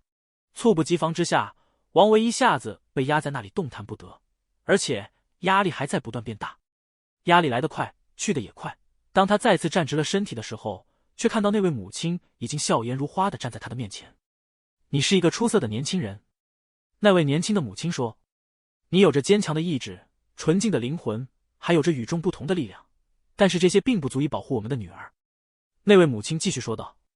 王维心里不服，如果不是刚才签订契约时候自己的力量被抽干了，哪会落到如此狼狈的地步？老子早就一人一折凳把刚才那些白痴全都给拍死在那。我知道你不服，但是请你相信我，你将来会知道的，这个世界非常危险，我非常希望一个像您这样心地善良的人不会受到黑暗的腐蚀，不过我宁可你受到黑暗的腐蚀，也不希望您先丢掉性命。那位母亲笑呵呵的和王维开着玩笑。突然面前那位母亲突然一变，黑色的火焰突然冲天起，原本温柔恬静母亲突然变成了一位妖艳无比的美妇。少在那里啰嗦了！美妇张嘴喊了一句，然后一把将王维的衣服领子抓了起来。身高超过1.9米的壮男就这样像是小鸡一般被半漂浮在空中，浑身黑焰的美妇给像小鸡仔一样提了起来。听着，小子，我很喜欢你，虽然你救了我的女儿，不过你对我女儿做下的事情却还是不能饶恕的，所以原本那些要给你的谢礼就没有了。不过因为我个人很喜欢你，而且看起来你也是一个不错的家伙，所以我决定还是用个人的名义送你一点东西。看到那把剑了吗？黑色火焰的美妇指着那把还在山洞前插着的那把和一艘战舰一般的大剑。那个东西是用星星铁做的，而且外包裹了一层密银用来装饰，本身来说并不算什么好东西，不过在你们人界却可以算是比较难得，我以个人的名义送给你。而且最重要的一点，你小子实在是太菜了，如果你想要将来能有机会召唤我闺女的话，你就老老实实的提升你的位阶的吧。黑色火焰的美妇说完，一把抱起身后2只一脸无奈的萝莉，化作一颗黑色火焰的流星，直冲天际，最终消失得无影无踪。大哥哥，不要忘记我们啊！两只小萝莉的声音渐渐消失在王维的耳朵里。王维一脸茫然站在原地，呆呆地看着那把大剑。你给我东西，你倒是给我个能把它装走的袋子。第14章，王维的财富和阴谋家。王维砰的一脚踢在了大剑的剑身上，剑身纹丝不动，甚至连声音都没响起来。倒是王维在那里抱着脚跳了半天，刚才他的鞋被磨破了，露出的脚趾头直接撞到了坚硬无比的巨巨剑上，很疼。上次给你的那个是一枚顶级储物戒指。王维吓了一跳，现在相当虚弱的他连一点洞察力都没有，被人靠近都没发现。不过随后当他看到巨剑后面的来人，立刻就松一口气。老罗伊，你怎么在这里？王维奇怪地问。来的人正是老罗伊，那个嘴很烂但是很热心的矮人。天界生物创造的幻境啊，如果不是我勉强还算是8阶的老废物，我还真不能发现这里。你小子还真有本事，现在连2阶都不到，竟然还能在天界生物那么强大的威压面前站着没倒下。我不得不说，你的确还是一个很了不起的小子。老矮人看着天空之上刚刚被天使撞开的云彩，像模像样的感慨了一番。天界生物，那是什么？王维对于这个词汇感到相当陌生，他从来没听说过，也一般没有人对他提起过。这个世界是由多重位面构成的，人界就是我们能够看到的这个世界，天界一个位于高层位面的世界，里面的生物拥有极其庞大的力量，无论是小到一条小狗，还是一个人，天界生物都有着人界无与伦比的强大力量，那是一个一般人遥不可及的世界。除此以外，还有另外深渊，那里居住着庞大而且邪恶的生物，和天界相比，他们的力量更加具有破坏性。地狱，一个纯粹由邪恶生物构成的世界，和深渊那种有秩序的邪恶相比，地狱生物的邪恶完全就是没有理由的，从他们一出生，他们就是邪恶的。当然，除了这些之外，还有诸如灵魂位面、纯能量位面、虚空位面，还有那些受到信仰的至高神们居住的规则位面。这些位面居住的生物都我们所在的人界要强大得多。当然，要和一个异位面生物缔结契约也要难得多，一个人至少要达到8阶才有可能和这些高能位面生物缔结契约。长见识了，这是王维首先第一个想法。但是那一对小萝莉既然是强大的天界生物，怎么会出现在人界呢？看起来还是和母亲走失的样子，自己肯定不到8阶。那么又是什么促成了小萝莉和自己缔结了契约呢？王大善人最大的优点就是从来不做任何无聊的猜测，那是浪费脑细胞还不讨好的举动。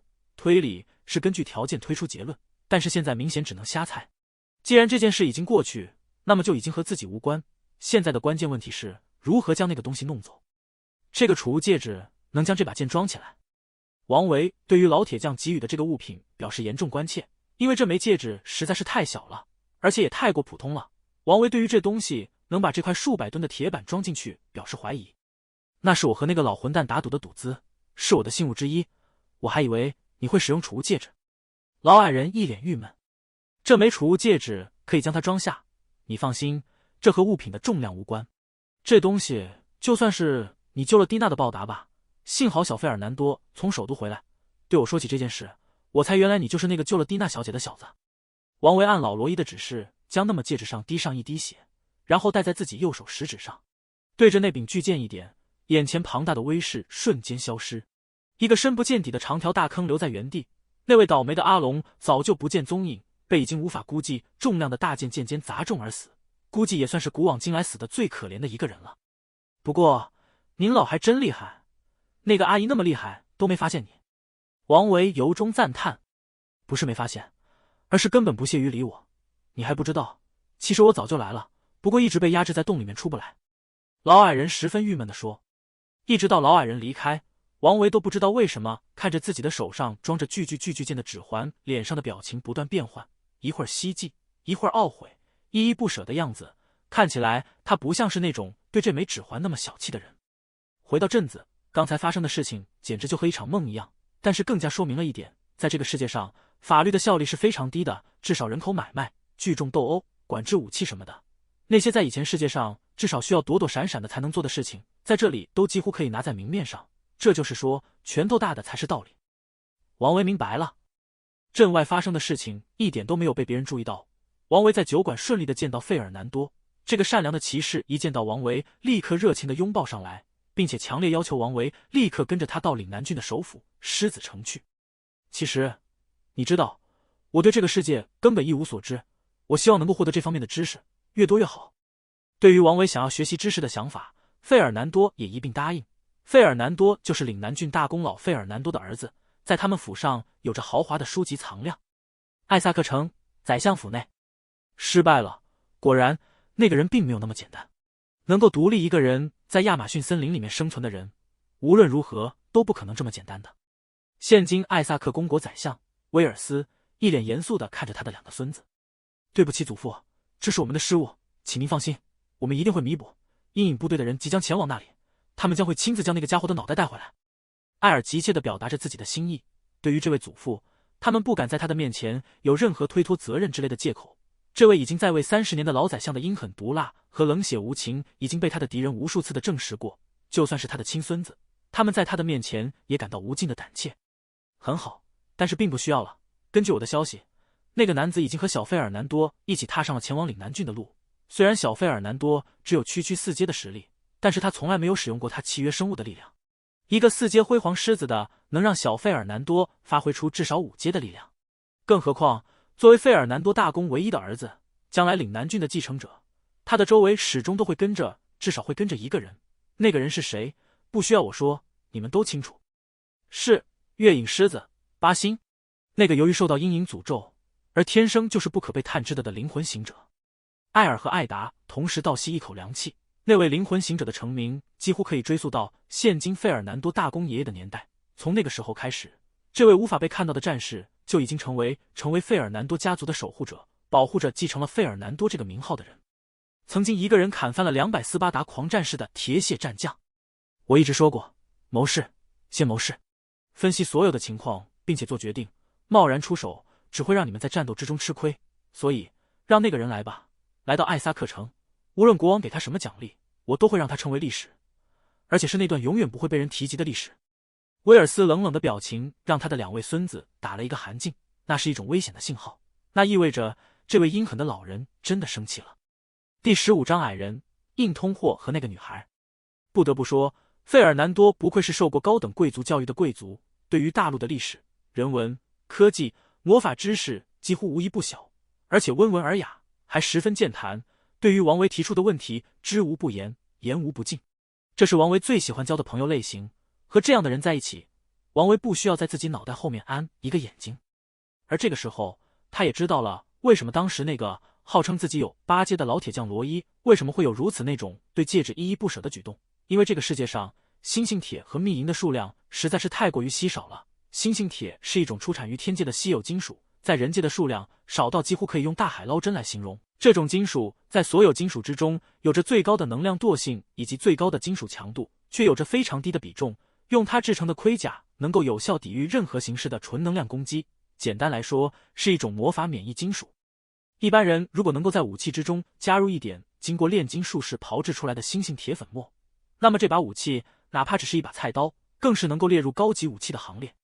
而密银则是例外，这种金属出产自人类世界，是一种半生矿物，数量同样极其稀有，但是它具有非常好的附魔性，既轻又非常坚硬。这是一种对于能量有着最强亲和力的金属。如果听说什么人有一把密银法杖，只说明了一件事，那就是那个家伙实在是太有钱了。而就在几天前，王维刚刚受到了按吨来计算的这些稀有金属，单单只是看看这些金属和纯黄金的兑换比例，王维就感觉到自己荷包突然变得充实起来。费尔南多说，老罗伊是一个终生和打造为伴的矮人，同时也是一个强大的战士。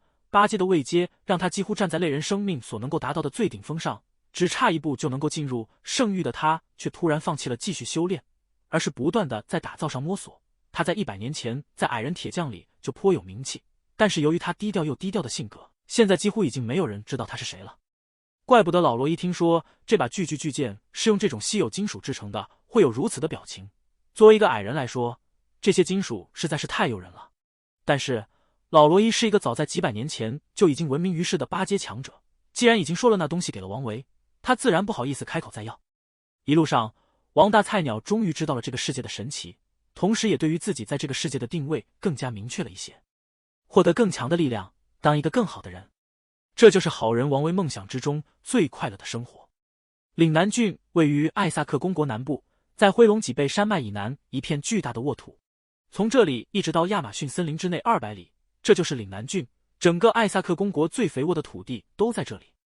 岭南郡是一个典型的农业型省，在这里推行的贵族统筹下的家庭承包制度，让这里出产的粮食不但能够满足国内需要，更加能够出口到大陆的各个角落。经过发源于灰龙脊背的灰龙江，这里的粮食可以漂洋过海，销往其他国家。岭南郡被称之为艾萨克公国的大后方，整个公国的粮食供给全部来源于此。不过由于有着天然的森林和山脉屏障，唯一能够被外地入侵的地方也被号称狮子大公的老费尔南多重兵把守，所以一直以来倒也没有出现自己后院出事的状况。从西木镇到岭南郡首府狮子城，王维和费尔南多一共在马上颠簸了整整4天时间，幸好王维也会骑马，而且体力也很不错，要不然仅仅这4天时间就足够他狠狠喝一壶的。刚刚一到狮子城，王维立刻就深刻意识到铁岭和北京的区别。狮子城是一座城市，更是一座堡垒。费尔南多家族世代的契约生物都是辉煌狮子，一种来自天界的生物。每当家族诞生一位新的成员之后，便立刻会有一只辉煌狮子被从天界召唤下来，和他的家族成员签订契约，成为他们的守护兽。据费尔南多说，似乎在最早的一辈里面，祖先和天界的辉煌狮子家族定下的契约，要他们守护费尔南多家族，一直到最后一个家族成员死去，血脉消失为止。也就是说，每一个费尔南多家族的人，他们都有机会在除了自己本命契约生物辉煌狮子之外，还能够再多签订一只自己中意的生物。也许是狮子的意志也影响到人的性格，费尔南多家族对于行军打仗有着无与伦比的天赋和研究。他们是天生的统帅，如同狮子一般高傲冷静，而且充满力量。王维于是认真思考，自己会不会也变得和蝎子一样趴在地上，用8条腿走路。虽然狮子城非常豪华，但是对于来自现代社会去过世界各地的王维来说，这里只不过一个充满了异域风情的土著而已。看看那墙壁，看看那大门，看看那些建筑格局，那是明显没有经过任何训练的菜鸟才会做出来的。对于学习了无数有用没用知识的王维来说，这个号称最强壁垒的狮子城充满了不堪一击的破绽。当然，好人王维是不会随便出口伤人的。他知道啥是代沟。这个世界没有远程火炮，没有巡航导弹，没有航母，所以这个城堡是坚固的。很显然，这位狮子城未来的主人在群众的心里非常有地位。王维跟着他一路享受着总统出行一般的待遇，沿街都是行礼的民众，而我们的骑士也彬彬有礼的回礼。就这样，两人来狮子城的最中心狮子堡。首先映入眼帘的就是门口2只巨大的狮子石雕，3米多高，充满了压迫性。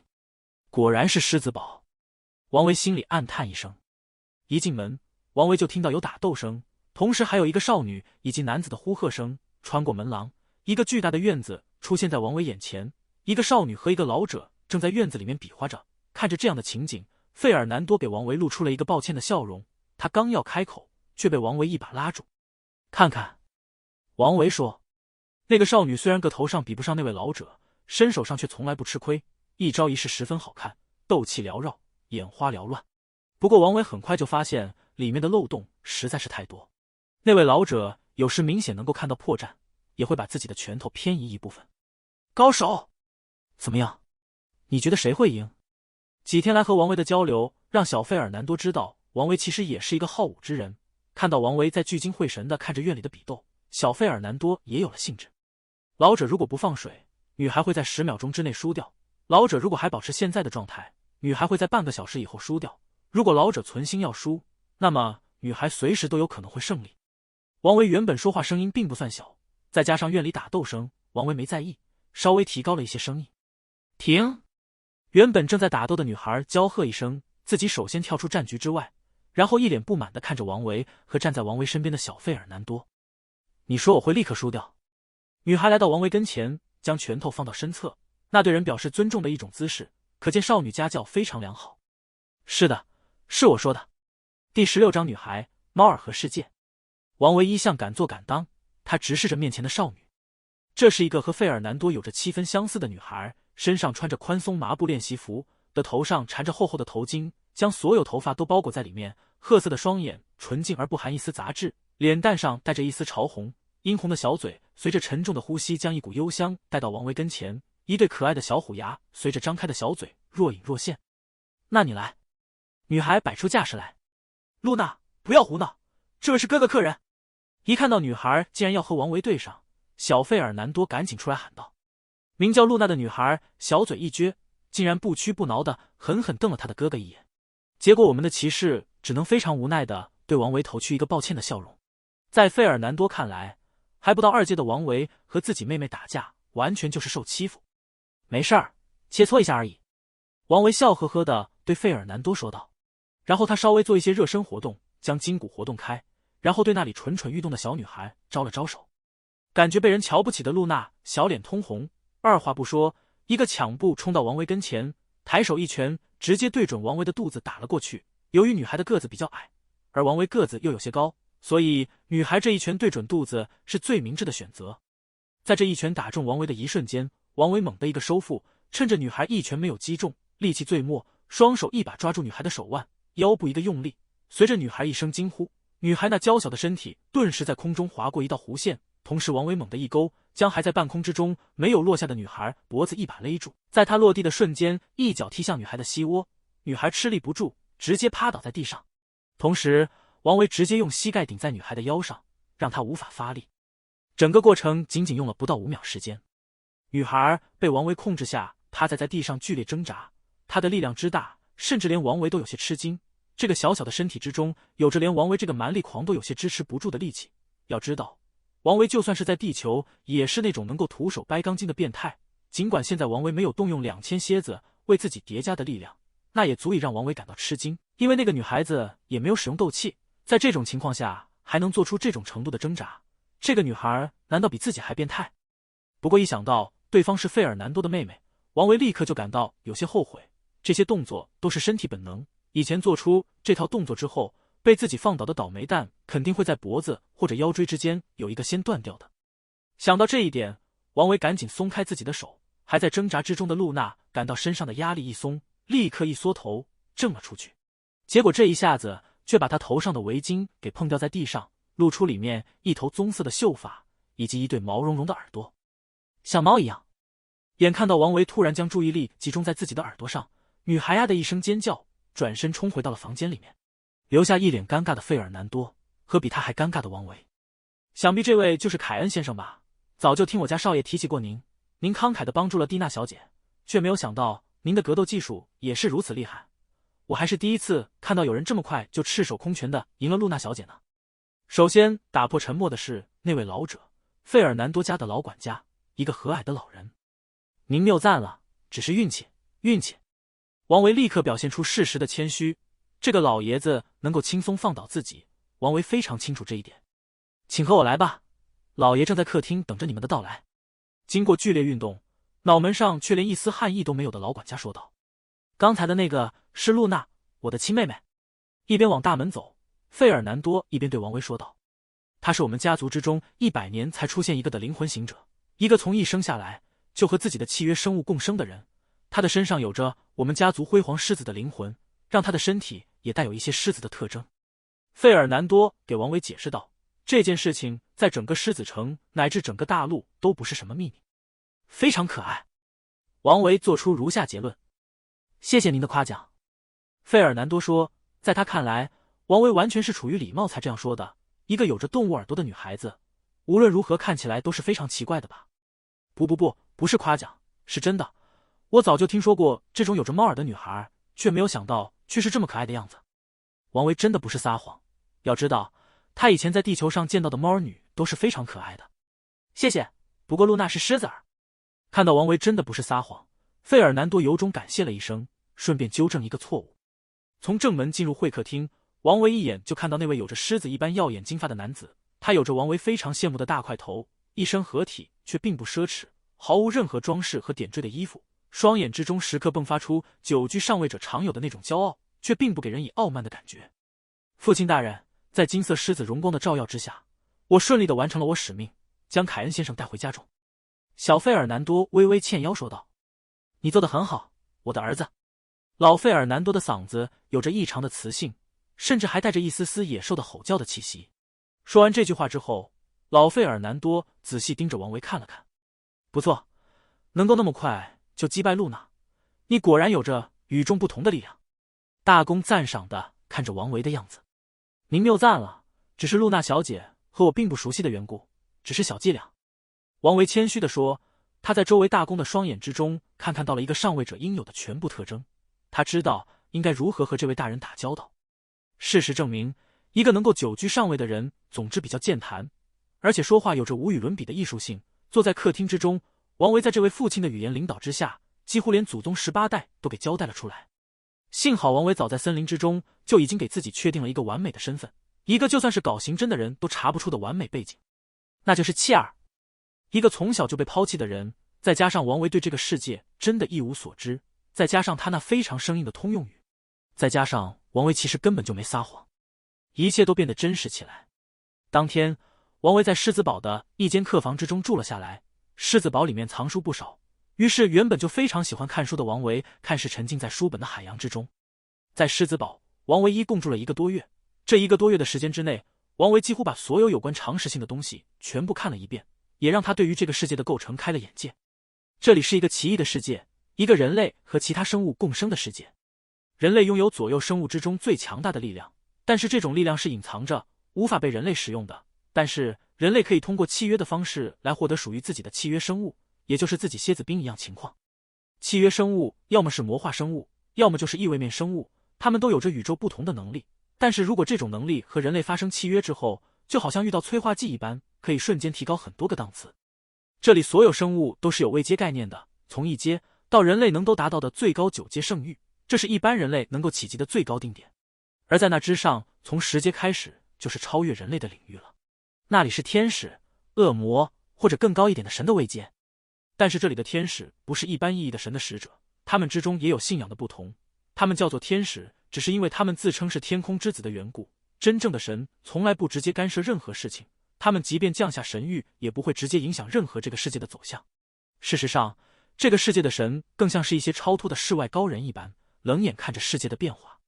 这些知识里面，王维终于知道自己那些蝎子有多变态，是不是真的无限签订契约还不知道，但是目前来说，王维隐隐感觉到自己还远远没有达到极限。第17章知识、初恋和狮子女孩。露娜每天都要找王维挑战好几次，一开始都是被王维快速解决掉，然后他就会立刻离开，到那位老管家那里去求教。但是到了后来，露娜干脆就赖在他身边不走了，千方百计地使用各种方式试图打倒王维。而这个小丫头也开始让王维刮目相看，她的进步非常迅猛，一直到最后，王维不得不动用一些非常危险的技巧才能击败她。一开始露娜还将头巾围在脑袋上，到了后来她也在王维面前放开了。王维总是能够看到这个小女孩将所有的心情都表现在她的耳朵上，高兴的时候她的耳朵会微微的颤动，无聊的时候她的耳朵会转来转去的，难受的时候她的耳朵会软下去等等。她还不知道一个女孩对一个男孩过分感兴趣总会出问题的。这天王维正在陪着露娜在院子里面练习徒手格斗，却突然听说来自帝都市使者来到，而且还点名要自己去聆听国王的旨意。虽然王维并不知道自己和国王有什么关系，不过既然是国王亲自找来了，自己无论如何还是要给些面子的。国王的旨意让王维大吃一惊。公民凯恩因为对国家杰出的贡献，被国王特别嘉奖，要求凯恩立刻动身前往国都艾萨克城受奖。王维笑了，果然和自己猜的没有什么大致的不同，只是没有想到那个小姑娘竟然和王室有所牵连，于是他也不矫情，大大方方的领旨谢恩。对于这件事，费尔南多很显然是都知道的，他从一开始把自己留在这里就是为了等这个旨意，对此王维还是很感激的，毕竟像这样一个单纯的还秉承了骑士准则的人实在是不多见了。原本出发的只有2个人，王维和费尔南多，但是这次却多了一个露娜。这小丫头无论如何都要跟着王维走，军中世家长大的小丫头，无论说话办事都是雷厉风行的，让王维哭笑不得。但是王维有没什么合适的理由说露娜水平不够？那不可能，露娜是灵魂行者，和契约生物共生的人类，同时有着人类的力量和契约生物的力量。单纯论起近身格斗技巧虽然不行，但是如果真的要打起来，王维不一定能够打得过有着辉煌狮子斗气以及远超过人类蛮力的露娜。要知道，露娜可是能进行斗气燃烧，来将速度和力量提升1倍。而最重要的，作为天生的灵魂行者，露娜能够将自己进行虚化，以承受双倍法术攻击的代价，换来不受任何物理伤害的能力。不会任何法术的王维根本不是对手，再加上费尔南多也没反对，所以王维也就没什么说的。老爷，让他们就这样离开没有问题吗？看着几个人离开大门，那位老仆人在老费尔南多耳边问道。一个能够召唤2000只蝎子的男子，国王陛下是不会放过这次机会的，公国的平衡即将打破，而这个男子就是这条导火索。费尔南多大公淡淡的说。那露娜小姐呢？露娜和我们不一样，一个灵魂纯净的人才能够吸引她，这也是为什么她喜欢你而不是我。大公对那个老者微微一笑。您说笑了，老爷，我和您的灵魂是相通的，您的灵魂是高贵而且纯净的，否则我们辉煌狮子一族也不可能一直维持着这种世代契约。老者谦卑地说。原来这位老者竟然是辉煌狮子变成的，一个能够人化的契约生物，至少要在8阶以上的实力才行。但是我的细想已经被这个污浊的世界污染了。大公说。他已经18岁，虽然他不能继承费尔南多这个名号，但是他依然是我们狮子家族值得骄傲的一员。我希望他能够获得幸福，做他喜欢做的，想他喜欢想的，这就是我唯一的希望。凯恩这个年轻人不错，虽然看起来粗鲁了点，但是却足够细心。如果露娜真的喜欢他的话，我想我是不会反对的。大公叹了一口气，转过进入房间。狮子城之内有传送魔法阵，那是一条单向魔法阵，一次最多能够传送5个人，这是从狮子城到艾萨克城最简单也是最快捷的方式。不过这种魔法阵使用一次价格不菲，而且必须经过特别申请，如果不是提前打过招呼，这里根本就连靠近都是犯法的。今天露娜真正让王维感到了眼前一亮，因为他这个时候换上了一身由海魔怪皮做成的紧身衣甲，而这种衣甲实在是太性感了。海魔怪是一种在海里生长的奇异生物，它的全身扁平，大约只有1公分厚，而却几乎有10平方米大。这种生物具有抵抗皮肤，天生能够将魔法伤害降低 30%。 这种生物的数量极少，更不用说抓住一只能够做成一套衣甲的成年海魔怪了。一些匠人将这种生物在还活着的时候做成衣服的形状，将它们伤口缝在一起，只要2天时间，伤口就会彻底愈合，而不会留下一丝伤痕，变成一件没有任何接缝的衣服。将这种生物泡在特制药剂里面，它的内脏就会融化，只留下薄薄的一层皮。这种皮有着类似硅胶一般的优秀弹性，而且还有着出众的透气性，再加上出色的法术抗性，这的确是制作贴身内甲最完美的材料。露娜不喜欢穿坚硬沉重的护甲，一向喜欢近身战斗的她从来都喜欢这种不拖泥带水的着装，所以这次她直接将海魔皮甲当作外甲来穿了。以前穿着宽大的粗麻布衣服，王维还看不出来，但是一穿上这种紧身的装束，王维立刻发现自己以前竟然小看了这位少女。虽然看起来年纪不大，身材却发育的极好，饱满的胸脯并不巨大，却恰到好处地强调了她的身材。那盈盈的小蛮腰让人丝毫不怀疑那惊人的弹性。长期锻炼让女孩身上没有一丝赘肉，流畅自然的线条让就算是王维这种来自现代社会见过无数人造美女的家伙都不得不赞叹一方水土养育一方人。看到王维那带有惊艳和欣赏的眼光，以及时不时飘向自己胸前的视线，露娜心里非常得意，同时也有些微微害羞。这一件衣服是自己过生日的时候一位父亲的挚友送给她的礼物。这件价值数百金币的海魔皮甲非常强调身材，海蓝的颜色，从领口到脚底的连身式设计，腰部有一条同样是海魔皮的腰带将衣服固定住。在将衣服穿好之后，腰带会将上身和下身连接起来，从颈部一直到脚下没有一丝缝隙，高弹性的材质让身材稍微不好的人立刻暴露无遗。不过被那个男人欣赏，露娜感觉到自己心里甜丝丝的。她知道王维不是一个喜欢将事情闷在肚子里面的人，他总是毫不忌讳地将自己的想法表达出来。就好比现在，王维一路上都在盯着露娜的身上看，被看得露娜不但不觉得难受，反而觉得王维是一个男人应该有的样子，敢做敢当，何必偷偷摸摸的。在狮子堡里面，整整1个多月的接触让双方相互了解，相互认知。有的时候爱情的火花就是来得这么突然。于是纯洁的少女之心第一次为这个人敞开。自己的幸福是要依靠自己去争取的，他喜欢他喜欢的，厌恶他厌恶的，是一个敢爱敢恨的人。在王维看来，这个女孩虽然年纪不大，但是她善良、美丽、知识渊博，还能够做得一手好菜。这简直就是贤妻良母的最佳人选。第18章帝都、金属元素体和教养。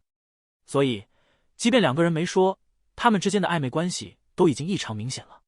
传送阵让几个人瞬间就到达了艾萨克城，传送大厅在城郊，同时也有重兵把守，这是为了防止战事一起出现内部问题而设计的。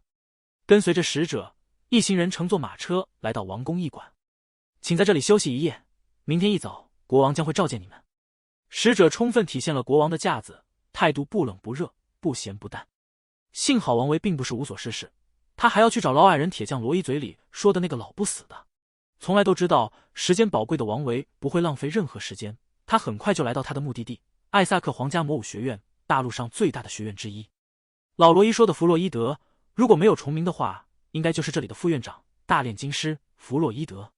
费尔南多带着露娜站在学院门口，对王维说道：“皇家学院不愧是世界上数得上的贵族学院之一，里面建筑风格极尽奢华，面积庞大，比起王维知道的豪华名校来，那些豪华名校简直就是垃圾回收站。”随便找了一个学生打听一下，王维很快就找到了副院长的位置。一个山洞。刚刚来到洞门口，王维就感觉到地面猛地震动一下，三个人敏捷地躲开门口的位置，紧接着剧烈的爆炸将洞门硬生生炸开，然后就是浓烟滚滚。一个浑身笼罩在护盾之下的须发皆白的长胡子老者骂骂咧咧地从山洞里面走了出来：“老矮子，给我滚出来！”老者用他骇人的目光扫视着他眼前的三个人：“小狮子，还有小母狮子。”老者的话没有引起那对兄妹的不满，相反，他们两个恭恭敬敬地给老者行了一个晚辈礼。当老者将视线转向王维的时候，王维手上的戒指引起了他的注意。“这么说，你喝了那杯酒？”老者从头到脚看着王维，看得王维头皮发麻。“很好，2175只萨克蝎子。”没等王维答话，老者却首先报出了王维的底牌：“跟我进来吧。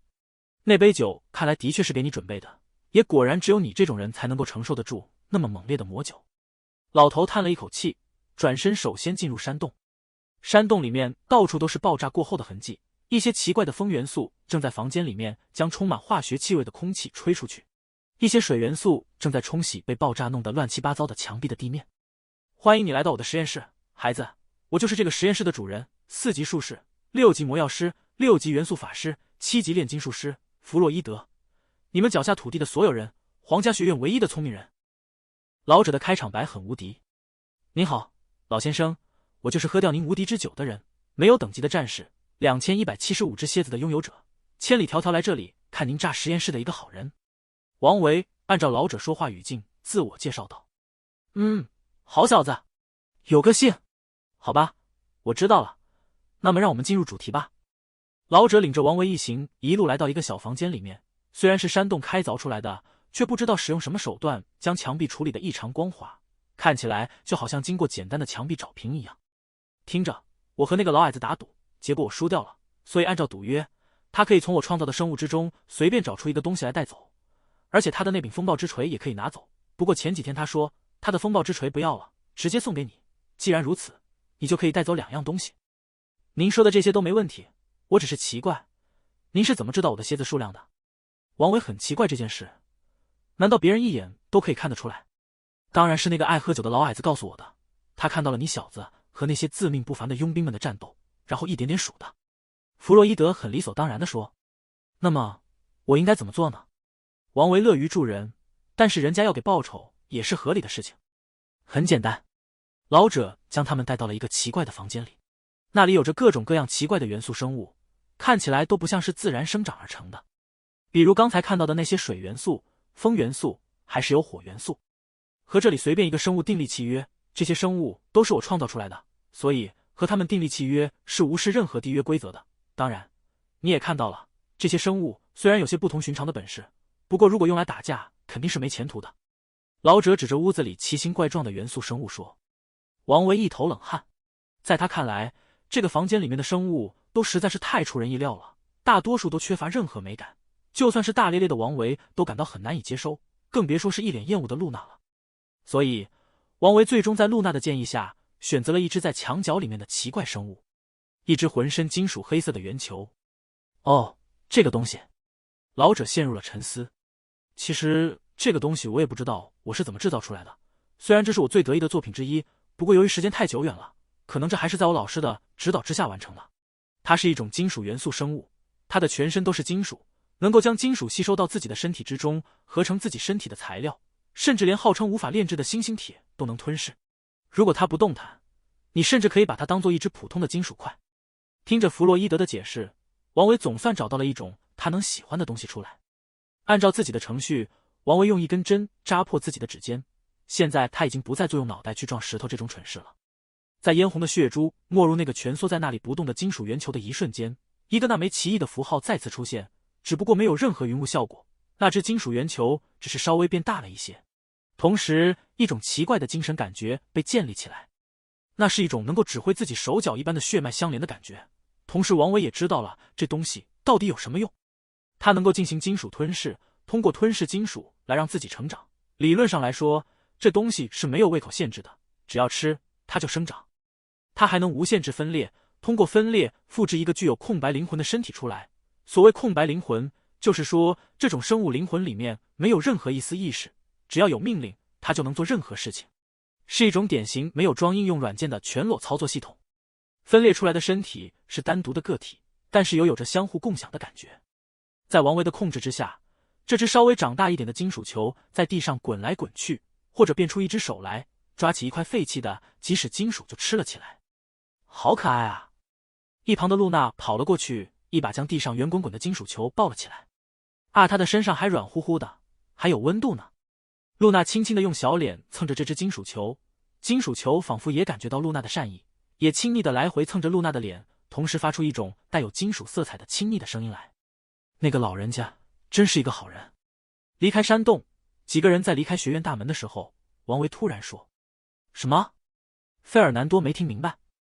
我的意思是说，能够在别人不在的时候也遵守赌约，那个老人家真的是好人，是我们年轻人的榜样啊。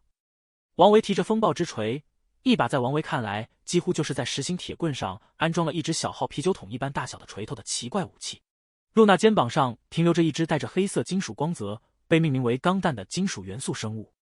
一个布衣，手提大号战锤，面容还算英俊的男子，一个浑身一丝不苟，身上带着狮子家徽的骑士，一个肩膀上趴着一直正在像小猫一般撒娇的金属元素的美丽少女，海蓝色紧身衣甲，头上有着一对狮子耳朵。这三个人的组合让不少学院学生驻足侧目。我就说怎么这么眼熟呢？这不是从岭南乡下来的那乡巴老哥哥和那个兽人妹妹吗？贵族的争斗永远都是发生的在任何时刻的。一个王国内部，贵族会分成数个派系，这些贵族之中既有费尔南多那样受过良好教育的温文尔雅的，自然也有从小不学无术混蛋欠扁的。这一伙子很明显就是那样的存在。岭南郡是公国农作物最大的行省，所以在一些生活在帝都的人来说，那些人就是纯粹的乡下人。而兽人在这个世界上说的不是那种带有野兽特征的人类，而是说的那些在西方蛮荒贫瘠之地上那些绿色皮肤满嘴獠牙的类人生物。像露娜那样带着契约生物特征的，只有少数的世袭大贵族受到异位面契约生物终生庇佑的家族才有可能。所以一些没有这项荣耀的家族总是叫那些大家族之内100年才出现一次的灵魂行者为兽人，来侮辱他们，抬高自己。皮埃尔，你只不过是一个靠着舔别的女人屁股才当上那个狗屁小职位的小白脸而已，别太拿自己当回事儿了。露娜怒不可遏，但是被他的哥哥一把拉住。他们缺乏教养，我们不是。费尔南多淡淡的说，对他来说，这种连自己一剑都吃不住的家伙和蚂蚁没什么区别，揍他都浪费力气，人从来不会和蚂蚁生气的。你这个婊子养的，我今天就在这里把你给打残了，相信爸爸也不敢在这里说点什么。皮埃尔愤怒地掏出自己的法杖，一道绚丽的红色光芒照亮周围几个人的面庞。不过这里不是谁都有那份涵养的。砰！一块砖头正好砸中了皮埃尔的脑门，让他直挺挺地倒了下去。所有人都呆住了，但是王维没有呆，因为砖头就是他砸的。真正有实力的人是不会说出这种话来的，物以类聚，而真正有实力的人也是不会和这种废物在一起的。王维向前走了2步，来到那几个呆住人跟前。老子有7张学位证，老子有教养，老子是好人。王维一脸笑容地说，然后他将那柄沉重的战锤放在地上，对着地上的皮埃尔狂踹了数脚。告诉你一句格言。王维对在地上已经口吐白沫的皮埃尔说。